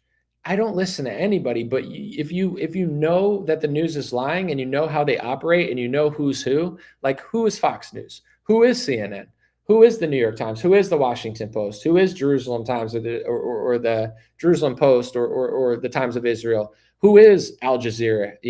Who is BBC? BBC is funded by Britain. Al Jazeera is funded by Qatar. Fox News is a Zionist organization that covers for Israel more than Israeli publication. It's like CNN is just garbage, and as deep state as it really comes, it seems like. So it's like, if you know who everyone is, then you understand the spins they're getting. And if you're smart enough, you could see the story and then see through the cracks and then put together the pieces and realize what's real. But if you actually trust any of these people, you're constantly going to be wrong because you're not looking at what they do. You're listening to what they say. So it's like, most people, their understanding of politics is they trust Trump. They like Trump. They hate Trump. They hate Trump, so they watch CNN. They hate CNN, so they watch Fox News. They don't like liberals, so they listen to Ben Shapiro and Charlie Kirk. But who are Ben Shapiro and Charlie Kirk? Charlie Kirk is a Christian conservative who is, likes to debate at college campuses. He runs a big nonprofit organization, and his nonprofit takes a bunch of donor money. And he basically works with Israel in a large extent to make sure that he's always like the middleman in that situation. For whatever reason. But, he does a lot of great things. But when Charlie Kirk does things that are totally like dishonest and ridiculous, it's not like I don't know why. Like, I already know what Ben Shapiro is going to say about literally everything all the time. I don't even need to watch a show because I know who Ben Shapiro is. I know where his loyalties lie. I know what he's about, and I know what's important to him. And I know his blind spots. Why he did COVID so wrong, I have no idea. He claims he didn't know Pfizer and the government lied, and he didn't really take full responsibility because he said, listen, I got lied to. I got lied to by Pfizer. I got lied to by the government. Me, who does the same thing of what Ben Shapiro does on a smaller scale, I knew that Pfizer lied because Pfizer has one of the biggest lawsuits in modern history. It has one of the biggest, if not the biggest, settlement in U.S. history for, I believe, a drug called Bextra, where they, got sued for billions of dollars and they settled out. So they already have a track record of lying, and they never really get held accountable because their fine is usually often less than the amount of money they made. So there's no lesson to be learned. It's like if you make tens of billions and then you pay 8, or you make 6 and pay 2, there is no lesson. No one got arrested. You literally profited off of lying. So like, I already knew Pfizer lied. They have a track record of lying. Anybody with a brain and common sense knows that Big Pharma are some of the biggest liars in the country, and our country's sick and disgusting because of it. And then the government has, I mean, like, you didn't know the government lies? Do I even have to give an example of the government lying? Like, is that even necessary to make my point here? So that's Ben Shapiro's analogy, or rather analogy, excuse. I got lied to by Pfizer and the government. And people watch him and they're like, oh, this is my trustworthy source. He was like shaming black people, trying to get black people to get the vaccine. It was like creepy. Like Louis Farrakhan was telling black people not to get the vaccine. He was calling out Bill Gates. And then Ben Shapiro's like, the black people are not getting the vaccine. I mean, Louis Farrakhan, he's an anti-Semite. I mean, oh my gosh, Louis Farrakhan, he's saying that the vaccine is a bottle of death. I mean, that's really bad. That's really bad. It's like, so you hate Louis Farrakhan because Louis Farrakhan's telling people to not get the vaccine. You want them to get the vaccine, Ben Shapiro. Now you're a black activist now, buddy. And then this is a guy someone trusts. You know, on foreign policy, it's like he obviously loves Israel. Sure. Okay. But the point I'm trying to make is things make sense when you understand who people are. If Charlie Kirk didn't work for a nonprofit where he was taking millions of dollars of donor money and he had to act a certain way, and in order to possibly not lose the funds, Charlie Kirk wouldn't be the same person he is. Let's take Matt Gaetz for an example. Look at Matt Gaetz in Congress. Even though he never took AIPAC money and he did tell the truth sometimes, look at Matt Gaetz in Congress and out of Congress. Matt Gaetz is a whole nother person. Matt Gaetz sounds like 2019 Anomaly, except a more extreme version in 2025. Why? He's out of Congress. He almost got set up and essentially got kicked out of his role. Now he knows the truth. No, people act a certain way because they're doing something.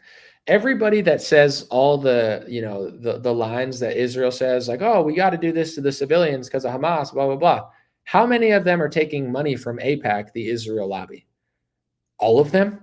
And then anybody who's not taking the lobbying money seems to have a way more honest take. Can you even find a single politician who is constantly tweeting about Israel, flying to Israel, saying that civilians need to die in Palestine in order to get the hostages home? Can you find even one out of hundreds, one that says that and doesn't take money from an Israel lobby? One, not 10, not 100, one. I guarantee you could do an experiment. Find someone who's tweeting about Israel and saying all the Zionist talking points, and then go look if they take money from AIPAC. I bet you that all of them do. I've haven't spent that much time on this because I already know it. But if I spent an hour, I would guarantee that I couldn't find a single one. They all do it. And then the ones who aren't taking AIPAC money, like Thomas Massey and Marjorie Taylor Greene and Matt Gaetz, they say something different. You think that's a coincidence? They'll fly to Israel, pass an Israeli speech law, and then call you an anti-Semite for saying it's connected to the money they're making. That would be like flying to a Pfizer facility in Dubai, standing on the top of a Pfizer facility with a big golden pill behind them and a vaccine, and passing an anti-vaxxer law that says that it's a vaccine mandate, and then calling you an anti-vaxxophobe if you said that they were doing it for the pharmaceutical lobby. Like, it's so obvious, and their hubris is so insane because most people are not smart enough to see through it at this point, or at least like enough, or like every Republican should notice this and call them out for it, but not enough do, so they just keep doing it. It's like, it's so in your face. We're taking a recess in America. Dude, I think at least 50 or so Congress people flew to Israel during the recess. Break in America. Mike Johnson apparently said to Gunther Eagleman, who's a complete moron, by the way, his IQ is probably like under 50, but he's like, Mike Johnson told me he was going to, be in America in his Congress, in his district, and then he flew to Israel. I'm a mad boy. I'm mad boy. Gunther Eagleman mad at Mike Johnson. You couldn't figure out that Mike Johnson was working for Israel until he did that? I mean, yeah, that is insane, and I'm glad you woke up to that. But like, Gunther Eagleman is like a Trump mouth drooler. He's like, Trump is the Brennan. Trump's the same way as Mike Johnson, dummy. They're all working for the same people, bro. You just figured that out. But that's what it's going to take, is these politicians having so much hubris to the fact that they don't even care. They're like, yeah, I'll be in my district. Yeah, we're taking a break for a month, but I'll be in my district. And then they fly to Israel. And then Gunther Eagleman with oh no, I finally realized what went wrong. Thank God. I mean, thank God they have so much hubris, because then Gunther Eagleman would have never figured it out. And they got to be even more obvious for Cat Turd to figure it out. But I don't know that he's ever going to figure it out. He's just like, he looks like a guy that would poop his pants. Cat Turd, Trump good. The MAGA bad man say, you don't like Trump like me? You don't like Trump as much as me? You bad man. You man bad. These fake Republicans who do use brain and do journalism and have IQ higher than 7, bad man, because Trump good man, bad man. And then Boomer's like, dude, this Cat Turd man's making a lot of sense. It's like, dude, he's literally a stereotype of every stupid boomer on planet Earth combined into a South Park character. He's like the stupidest person in the world. You go, Thomas Massey, bad man, because Trump good man. And there's all these fake MAGA who literally think with their brain and don't just worship Donald Trump. I hate them. All right, bro. Relax, dude. You're going to crap your pants or something. Ted Cruz actually said he wakes up every morning to serve Israel. He said in, I don't know if it was Tucker's interview, but he said the reason he joined Congress was for Israel. Like, he admitted that. It's so odd. Like, they couldn't possibly make it more obvious. That video of Trump where he's on Hoffman's podcast and he says Israel used to literally control Congress and now they don't. And that's a problem. It's like, I don't understand how dumb people have to be to not figure that out. And the pro-Zionist Christian talking points are as bad as the pro-Israel versus Palestine talking points. Like, they don't make any sense. They'll be like, I have to do this in order for Jesus to like me. And you're like, all right, let's just use scripture to completely disprove what you're saying, right? Does Jesus Christ, your Lord and Savior, want you to follow his word, or the word of people who have a book of rabbis arguing that says he's such a bad person that they think Jesus is so bad that he's boiling in hot excrement for eternity? Which one does Jesus want you to follow? Him or the people who think he's boiling in poop for eternity, or at least have rabbis debating that because they hate Jesus Christ? Should you side with your nation, which was a Christian nation, not a Judeo-Christian nation, a Christian nation? Judeo is what it is now. It's a Judeo-Christian nation, but it wasn't always. But anyway, a Christian nation, should you support politicians who are passing Israeli speech laws on an international level? They're international speech laws that say that it's anti-Semitic to say that certain people killed Jesus Christ. Should a Christian have the government deem it hateful? The government now can classify you as hateful for talking about the death of Christ in a way that the Bible literally talks about it. Your Bible is now hate speech. Does Jesus command you to pass an Israeli speech law of people that don't believe in your Lord and Savior, some who think he's boiling in hot crap for eternity because they hate him so much and they think anti-Semitism started with Christians? You need to support a politician who passes a speech law against your own religion? You notice none of these people will debate me. I had Conservative Mama on one time. Go watch that debate. You want to watch what happens when a Zionist Christian Republican debates Anomaly on that topic? Go watch that debate. It was like debating a middle schooler. God told me to do this. Well, did God tell you to do that? Oh, are you promoting an anti-Semitic conspiracy theory saying that people of this ethnicity are paying Trump to get things done for Israel? Trump says that. I don't need to say that. Trump says that on stage. He says, these people come to the White House and they ask for things for Israel, and they're his biggest donors. They've given the GOP and Trump over $500 million, over $500 million, and they want things for Israel. But then when I say it, a Zionist moron is like, are you pointing conspiracy theories? Aren't you the lady that literally talks about conspiracy theories all the time because everything Republicans believe is a conspiracy theory now because it's true? And you're going to use that word to act like what I said? Like, they can't debate me. Thank you, John Legend, for the super chats. John Legend in the house. Thank you. Appreciate you, buddy. Keep up the singing job. No, but it's probably not really John Legend. But, you know,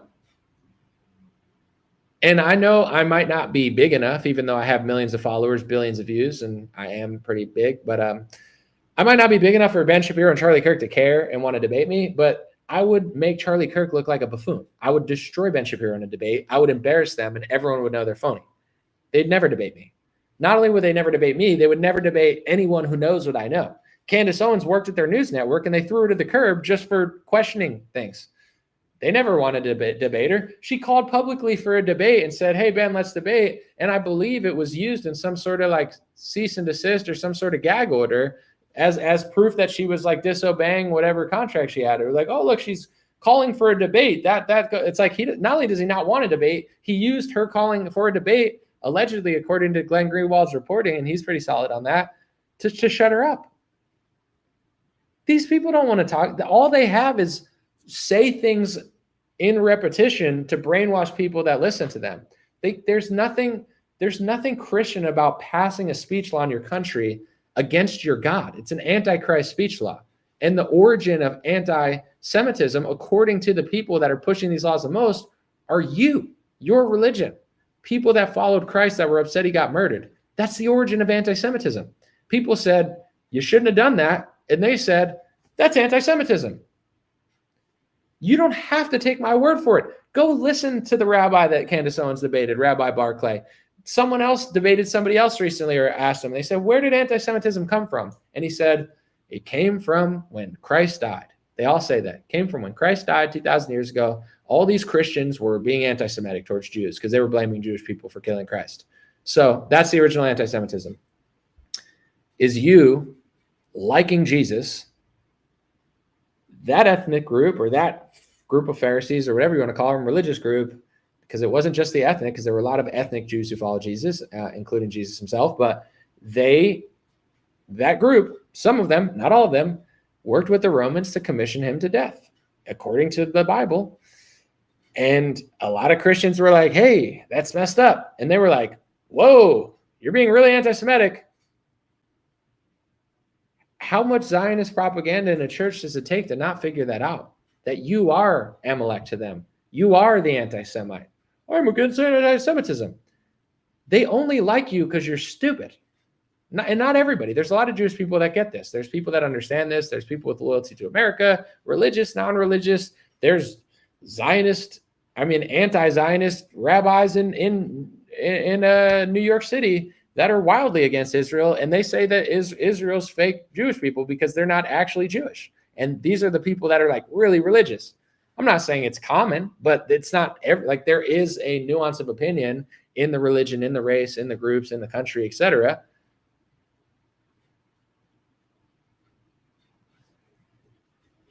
But Christians who are brainwashed with Zionist propaganda, they don't understand this. They're like, you don't get it. You don't get it. You're Amalek. You just don't know that you're Amalek because you're the useful idiot that they're using to push their religion through your religion at the expense of their religion, and their country in your country at the expense of your country, at the expense of your people, at the expense of your religion, at the expense of your nation. And that's why they like you. The second you figure this out, they're going to hate you too. They only like, it's like, if you ever, why don't you ask them in an interview, be like, does it say in one of your scriptures, that I know it's not the word of God, but the Talmud is basically rabbis arguing and debating, it's not like, it's huge, it's massive, but it is a religious text.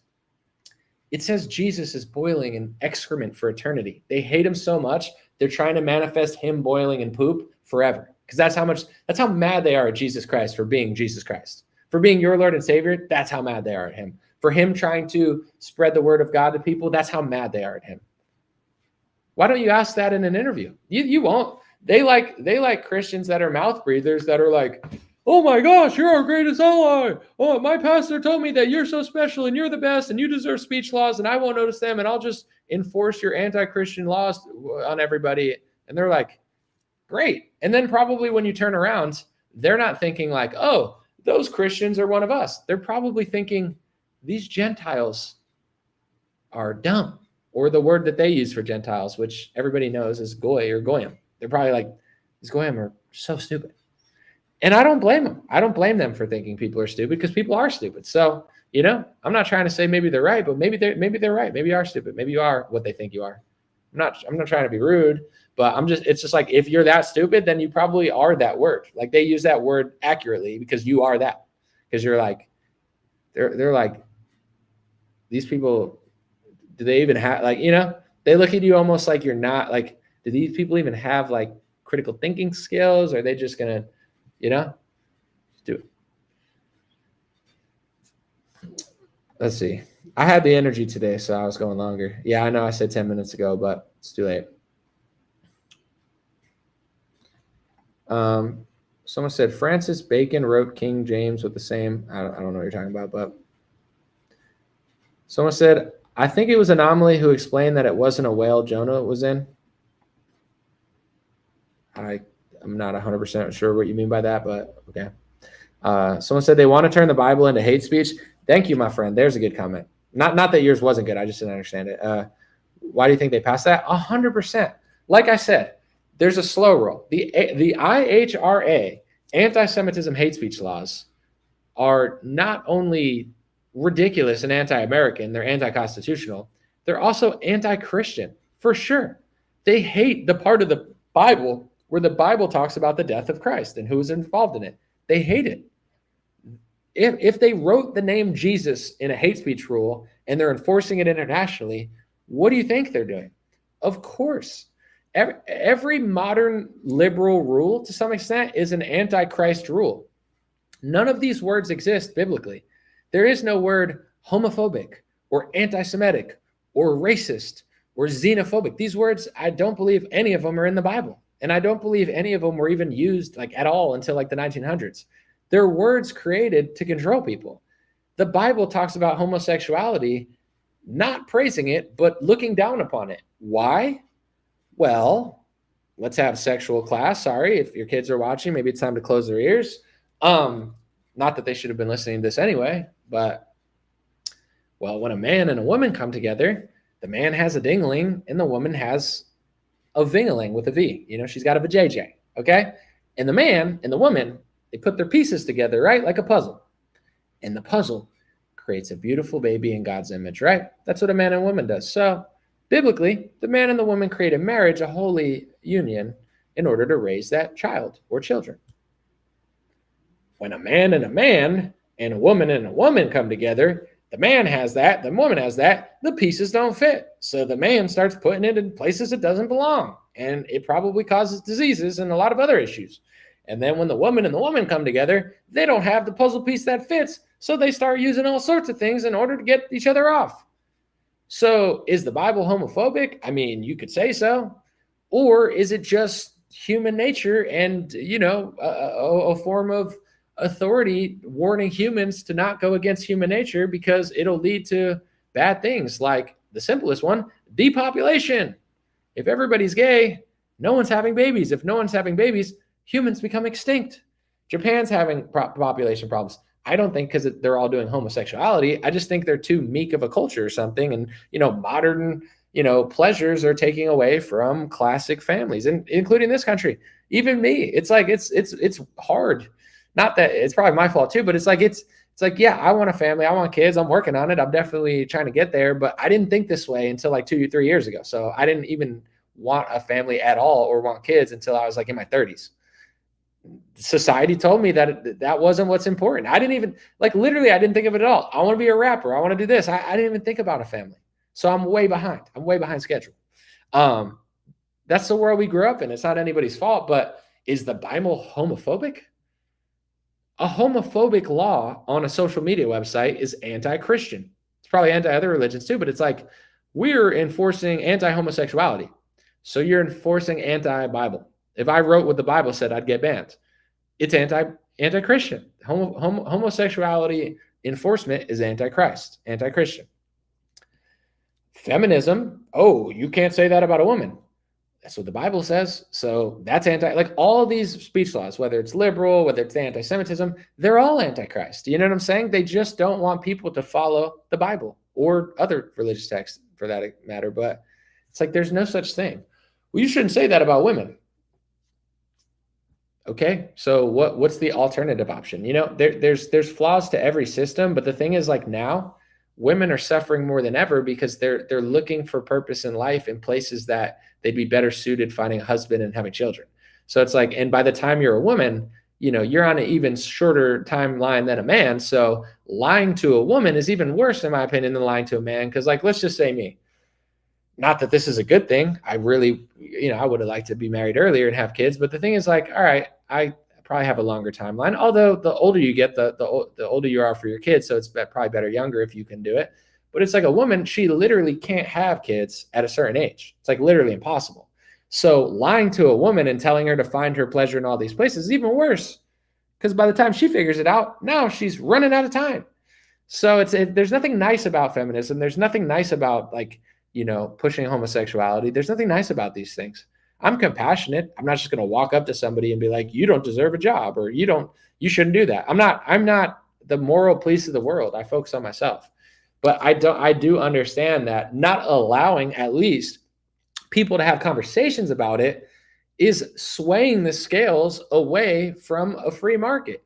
If you're allowed to push pride parades and every sports team is allowed to be gay, but people can't quote what the Bible says about homosexuality, there is no free market. There is no First Amendment. There is no, the gays are saying this, the Christians are saying this. There's a conversation going on.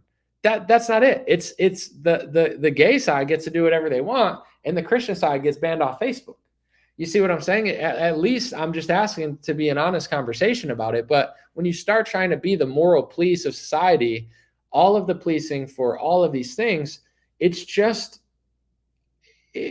breaking the natural order of things and rigging the natural order of things. Because if they allowed free speech, then the truth would come to light and everybody wouldn't side with the wrong thing. And the reason the world's so wrong is because it's rigged for the wrong. When it comes to Grok, if Grok had no filters, it would be all the things. It would probably be homophobic, anti-Semitic, racist, sexist, xenophobic. It would be considered all those things, because with no guidelines and no filters, certain things will come out. Like I'm going to bring up, as if I didn't get myself in enough trouble, I'm going to bring up like Indians in India, right? Because for me personally, I've known really cool Indians in my life. Like I know some people have had bad experiences with call centers or certain people.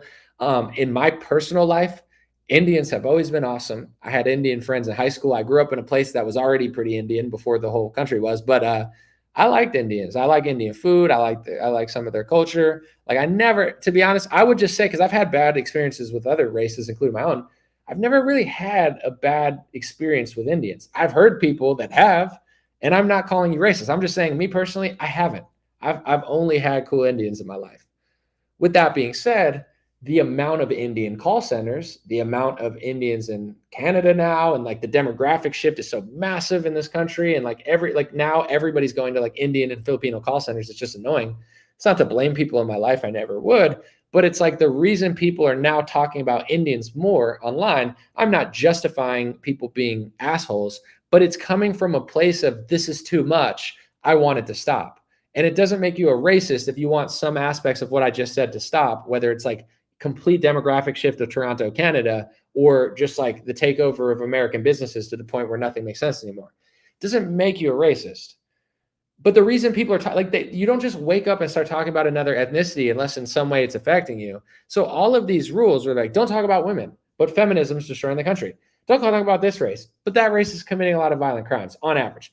Don't talk about this group, but that group actually is controlling a lot of things and it's coming at the detriment of the United States of America. Well, don't talk about that. These things aren't happening for random. Yes, there's going to be assholes. Yes, there's going to be people who hate you for false reasons. But in a free market, it usually works its way out. Like like even on the internet, like usually people that are stupid get ratioed and embarrassed, and people that are making good points are hated, but also loved. But the people that are the dumbest seem the dumbest. Like, I get backlash online just like everybody, but it's not like 99%. People that suck get like 99% backlash because they suck and nobody likes them. So it's like things happen for a reason. Putting restrictions on AI, putting guidelines, putting speech laws on social media, it's to rig it for certain people to not face accountability for what they're doing. And it's not to blame every person of a group for what everyone's doing, but as a group, it's like complete avoidance of accountability. Like, for example, I know this in a lot of organizations, but like, let's just say I'm a Catholic and the Pope is like opening borders in the world, right?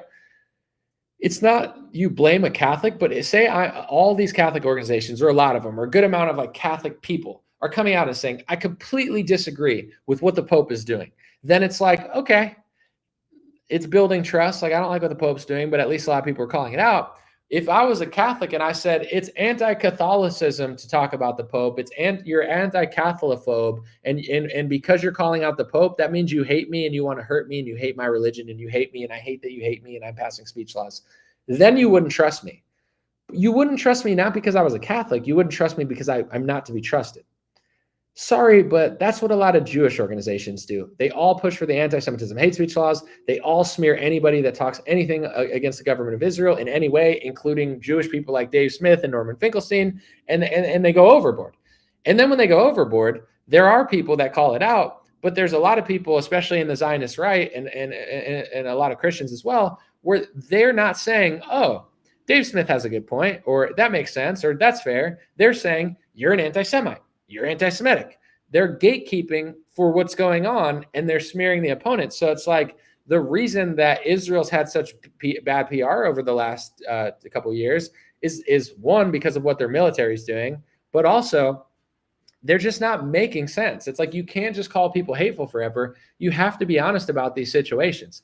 If I just said America's perfect, they've never did anything wrong, and screw every other country, people around the world wouldn't trust me. But because I self-reflect and am able to call out my own government, more people trust me. You know, I have people of all races watch my show because I'm honest about it and I'm compassionate while being blunt.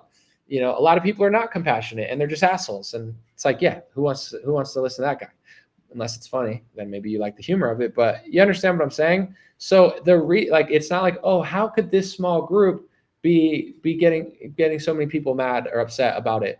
Well, if Chinese people were passing anti-Chinese speech laws and all of our presidents were flying to China and passing anti-Chinese speech laws and taking Chinese lobbying money, and the Chinese lobby wouldn't register under FARA, a lot of people would be talking about China and Chinese people, but they're not doing that. And China is doing some stuff. And, our government doesn't like China's government, so they hold them accountable. But there's a reason that a small percentage of the population is getting a big percentage of the conversation. It's because of what they're doing and what the country's doing and what the average person's doing. It doesn't mean it's your fault, but that's just the reality of the situation. And at least you got to be honest about that. And then you got to let people know, stop blaming everybody, which is true. But it's like if Kristi Noem passed a speech law for Saudi Arabians in North Dakota, and a group of Saudi Arabians was sitting like, yay, finally, we got another state to pass it, everybody would be like, holy crap, Saudi Arabia controls our government.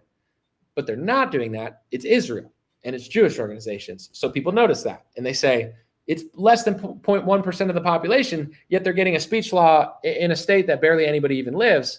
And for Israel, it's weird. It is weird.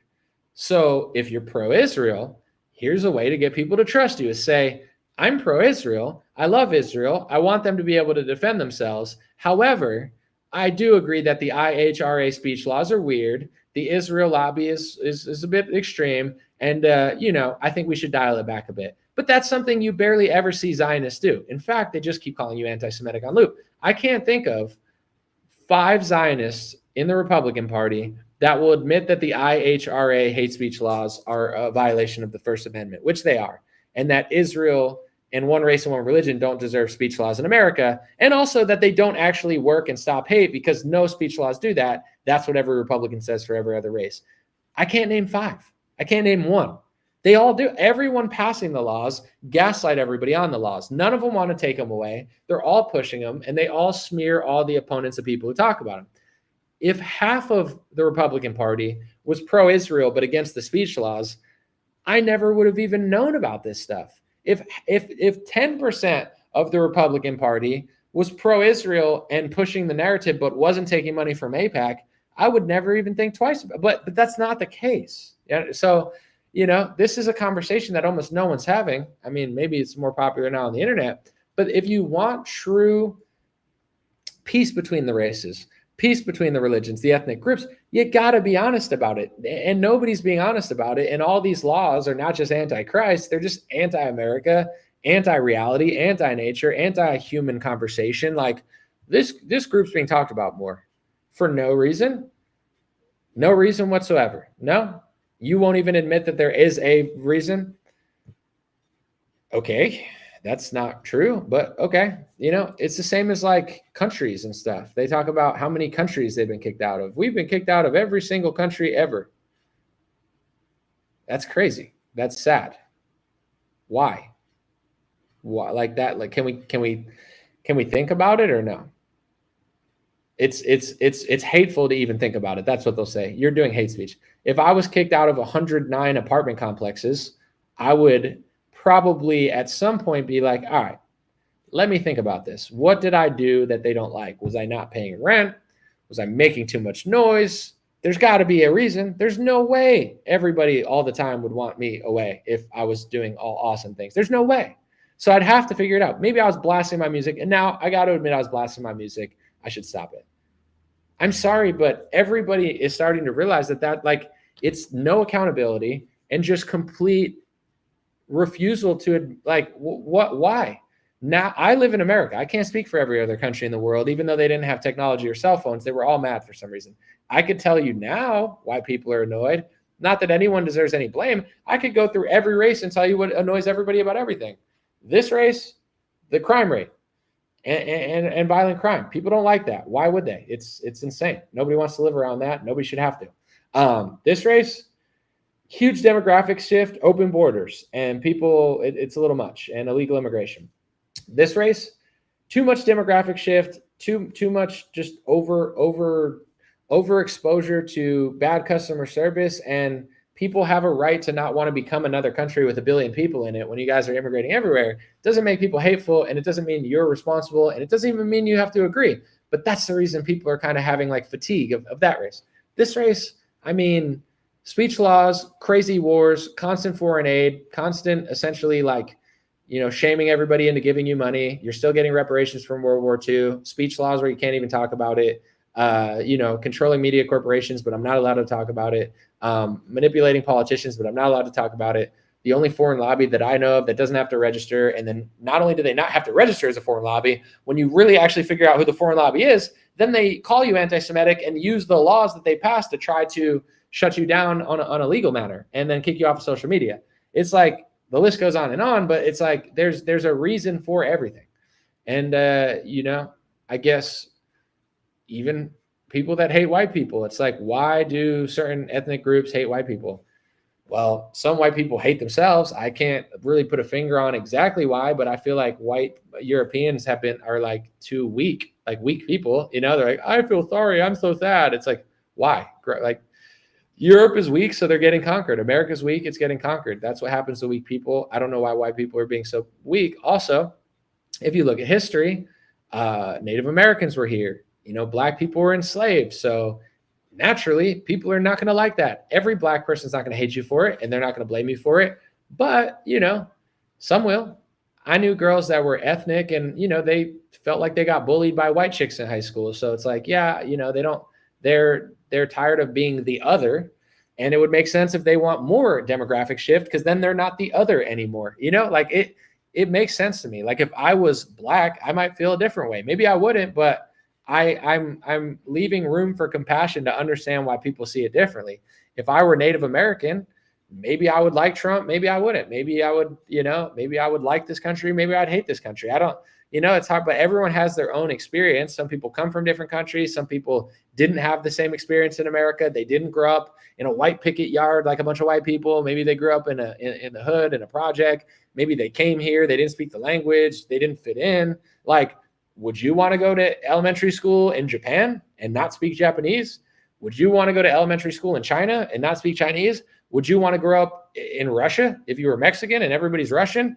Maybe it's cool because you're different and maybe that works to your benefit, but it's okay to not want that. You know what I'm saying? Like I get why other minority groups don't like certain things about white people or America. It makes total sense to me. It's like, I probably, if I was like the only black or Mexican kid in high school and everybody was white, maybe I'd be the cool black kid or the cool Mexican that everybody liked, or maybe I would stand out and feel, left out or something. I don't really know. in my high school, there was a lot of white kids, there was a lot of Indians, and there was a lot of Chinese people.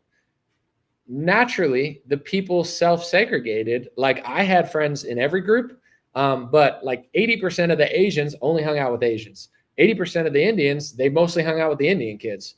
I don't know what I was. I'm a cool guy, but like I would hang out with Indians, but I was like the only white kid there. Like they'd have a house party. There'd be 30 people. Everybody was Indian. I was the only white kid there. I'd hang out with Asians. Sometimes they'd, intermix, but like that's just how it was. I don't know. Like people feel more comfortable around if you're Indian and their parents are Indian and you go to their house and they have Indian food and they have hookahs. It's just more comfortable than a culture that's not yours. It doesn't make people bad for wanting something other. I just want to be able to talk about it, right? If you could say you want America to be more diverse, if you say, I don't like this or I don't like that, I understand it. I respect it. I'm never going to call you a racist, no matter what you say about white people. I don't call people racist. I don't even think it's a real word. With that being said, you got to allow white people to also say the same thing, or Christians to say the same thing, or Americans to say the same thing. When you have double standards, whether it's black, whether it's Jewish, whether it's Israel, whether it's anyone, it creates more attention, more interest, For me, it's the most interesting thing because I think Donald Trump is essentially working for a foreign country. What's more interesting than that? Most Republicans think Donald Trump's saving America. I think he's selling us out to Israel. Most Republicans think Donald Trump is a First Amendment advocate. I know him and the Republicans are passing speech laws for Israel and Jewish people and the religion of Judaism. It's a race, religion, foreign country bill. I've read it. I know almost everything they're passing. It's unconstitutional. It's ridiculous.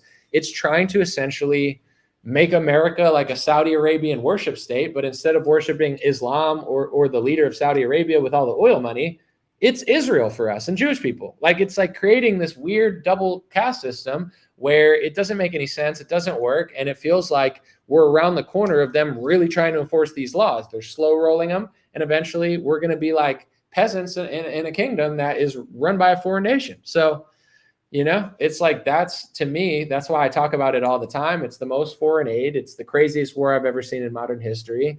I think it has a lot to do with the Middle Eastern wars over the last 20 years. It's like, it's taking the focus away from the political party that says they're America first. It's their main priority over us. So it's basically, there's no escape for me. I can't vote Democrat because they're idiots. I vote Republican and they don't have our interests. So it's why it's not like I just wake up and think about other people. On a personal level, I don't care who people are. And I understand that race doesn't make you a good or bad person. And I don't care. But on a national level, it's the most interesting story because it matters the most to me, and it will every single day until the Republicans prioritize America and stop selling our country out to a foreign nation. So it's like, that's why I talk about it. I can explain it to anybody that has a question, if they ever wanted to interview me or whatever, and be like, why this? Why? I have an explanation for everything. And it's not hate. But someone said, no different from the COVID social distancing. There's nothing social about distancing. I mean, yeah, don't get me started about that because then this will be a 20-hour live stream. But it's like the COVID psyop is insane. We'll end on this note because it's a good self-accountability note, and it's a good place to end. All of this, like every solution, in my opinion, can be done peacefully. And I want to say this for a few reasons. One, I know eventually they're going to try to frame everybody that has said anything honest as like they're going to try to blame violence on you in order to like shut you down. Like they do that to everybody. But also, like I do it not just for that reason, but also I literally believe this. Like I literally believe from the bottom of my heart, there's people that they get emotional, they get angry because they don't know what's going on. So they're constantly like, it's like a cat with a laser pointer. They start getting frustrated because they're like, I like Trump. I don't like Trump. They don't know what's going on. And they start getting mad. I'm getting mad. They want you to get mad. The feds want you to get mad. People who hate you want you to get mad because mad people do stupid things. People who do stupid things get in trouble. People who get in trouble get shut down. People who get shut down can't talk anymore. So I'm saying this from the bottom of my heart and soul. I believe the solution is peaceful. And I think anybody who tells you it's not is weak, egotistical, or frustrated because they can't figure out what's going on. The solution is peaceful, and the solution comes with people waking up. Say during COVID, right? I'll just use it as an example. They tried to set somebody up to say that they were going after Gretchen Whitmer. Not because going after Gretchen Whitmer would do anything. It wouldn't do anything. They just replaced Gretchen Whitmer with another Gretchen Whitmer. You'd go to prison and everyone else would get in trouble. Like there is no, I'm going to freak out and change the system. No, you're not. They're not going to do shit. And they tried to purposely make it look like that was happening because in general, they wanted to make everybody against the lockdowns look violent so they could shut down people against the lockdowns. It's the same thing with this sort of stuff. Anybody that freaks out or they're like, I don't get it, I'm mad, I'm this, that. Either they're a Fed or they're eventually going to get set up by the Feds because not only is it not the solution, but talking and acting that way is what they're looking for to arrest you and throw you in jail for some sort of conspiracy. With all that being said, it's a mental game. Like you could cry during COVID and be like, I'm mad at Pfizer, I'm mad at this, I'm mad at that. It's an entire system. It's not one person's fault. And if anyone ever did something extreme and insane, it would do nothing. They would just go get arrested. They would investigate everybody. Everyone would get thrown in prison and the company would keep doing what it's doing. Like it wouldn't change a single thing. But also it's a mental thing. It's like, can you really blame Pfizer? Can you really blame the government? Can you really blame Donald Trump? Can you really blame, Gretchen Whitmer? Can you really blame Joe Biden when everyone plays along with it? And this is like a spoiled new age generation thing where everybody thinks they deserve everything. I'm going to get a boomer on it. Boomers always say, all these youngins think they deserve everything. I don't think every human, I believe God will gift people with free will and God, but that could be bad if you do it in the wrong way. But I do believe in God-given rights, but you need to work for God in order to get those rights. So it's like, these are God-given rights. It doesn't mean everyone could just be fat and lazy and sit there and let dictators take over. And then we get our God-given rights. We don't get our God-given rights if people don't act in the image of God, or at least act in a godly way. And in a godly way isn't necessarily just going to church. And I'm not acting like I'm the Lord, but it's like, pay attention, like bowing down to medical tyranny and injecting yourself with synthetic mRNA because you want to go to a Snoop Dogg concert. That's weird. So it's like everyone wants to spurg out and get mad. I'm mad at Pfizer. I'm mad at this. Sure, I don't like Pfizer either. I've done a lot of reports about it. But the solution is peaceful. People get what they deserve. The country got what it deserved. I don't want the country to get locked down. But if you have a population of lazy, stupid, weak people that even most Republicans will listen in order to get something, then you don't deserve freedom. You don't deserve liberty. So once the population mentally wakes up, that's when you get the results you get. And if you can wake up before others, I believe you will get gifted with certain gifts that other people won't get. And this idea that society's ever going to be perfect, right? Let's just say the chaos is gone, things are more good. There's always going to be good and bad. There's always going to be unfortunate people. There's always going to be tragedies. So it's there is no perfect world. It doesn't exist. You live at this time for a reason. And, I believe everybody has to play their role, but everybody, I'm not going to say everybody because it's not everybody, but I just believe that Republicans want a certain outcome because they voted for Donald Trump. But the problem is they think voting for Trump makes them deserve a certain outcome. And then they blame Lindsey Graham, even though Trump's become Lindsey Graham. You got to wake up. When you wake up, when enough people wake up, the nation will shift.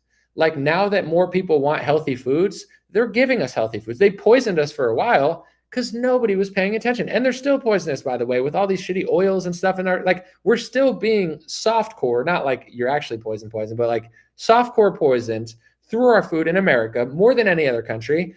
And most people don't care. RFK is a start, but they're still doing it. And they don't have a plan to stop at a rate that's fast enough that we should really want.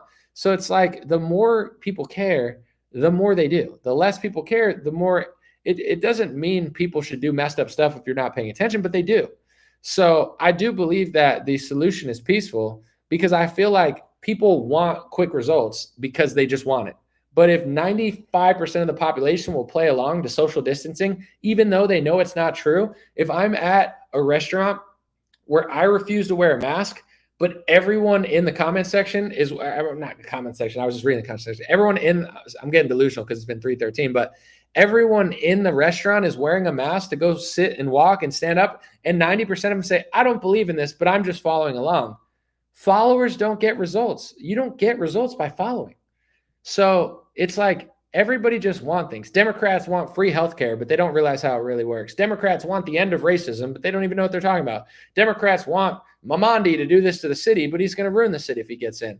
And then you go to Republicans and they're like, I want all these things because Trump says he's going to do them, but they never come. So I feel like when everybody becomes the best version of themselves, not that it's going to happen, but the further you get along in that note, the more you get in your personal life and also in the nation. And the nation is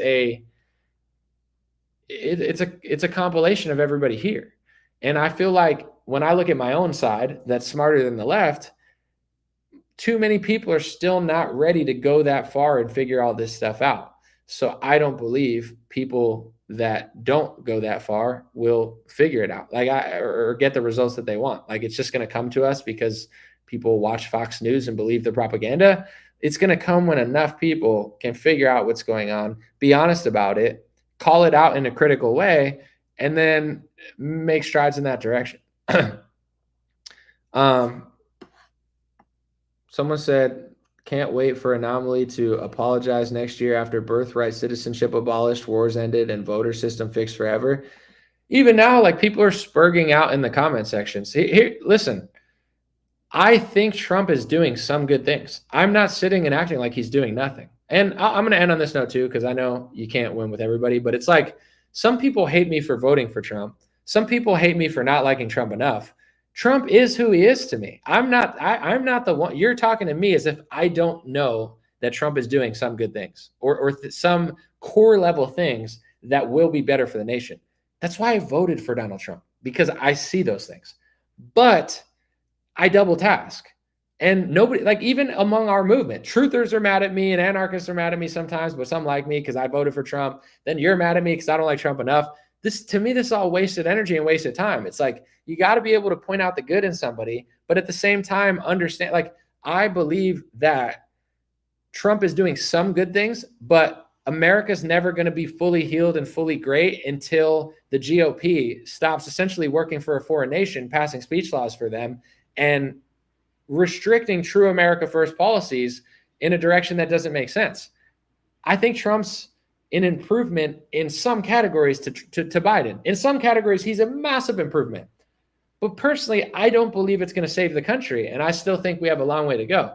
If that bothers you, it is what it is, and perhaps that's kind of what I'm talking about. But, you know, if you want to trust him and believe that he'll fix it all, then you can do that. I'm not mad at you. I'm not blaming you for my personal life or anything, but I think that, you know, whenever people figure this stuff out, there is a easy solution that will happen. But, you know, here's what I'll say too before I leave. Trump is an interesting guy because he's such a good leader in some ways, but he's so likable, but the right trusts him. I'm excited for the next Republican leader because I think whoever is next after Trump, people won't trust him. And I feel like that's a good thing. Like him and vote for him, fine, but the trusting Trump thing to me is holding the Republican Party back. Not because I think Lindsey Graham would do a better job, but it's just like this game that just never ends, where it's like the next Trump, whoever that is, hopefully people don't like him.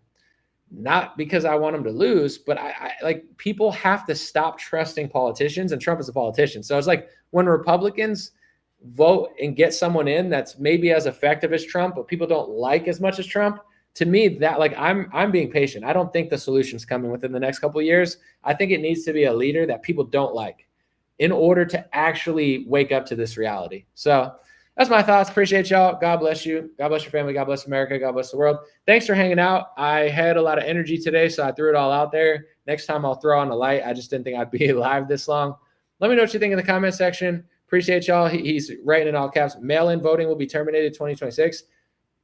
You don't have to convince me that Trump's doing good things, bro. I'm not the one saying Trump is everything he's doing is bad. What he's doing for mail-in voting is good. What he's doing with some of his policies are good. You don't have to convince me. But it's not going to fix everything. If you think he's the be-all, end-all, he's your Lord and Savior, he's the greatest leader in modern history, he's going to affect all, it's fine. You can think that. I think he is too connected to Israel. I think he does policies for them. He infringes on the First Amendment for them. He hires people that he knows will do things against America's interests for them. I personally think the whole Epstein situation, the reason that's all being covered up is because it's not favorable to him or the Republican Party. And I think that it's a deep conversation that will kind of expose what's really going on. And if you don't think all those things and you want to just talk about the good things he's doing, that's cool. I'm not going to deny it. And I'm not one of these haters that's saying he's doing nothing wrong. And if you want to see my positive Trump posts, it's on my Facebook page. We do a mixture of both, but anytime Trump does something like you're talking about like that, I post about it. I don't just post Trump's L's. I post the W's as well there. Not so much on Twitter, though. Appreciate y'all. Have a beautiful day, and I'll be back soon. Thanks.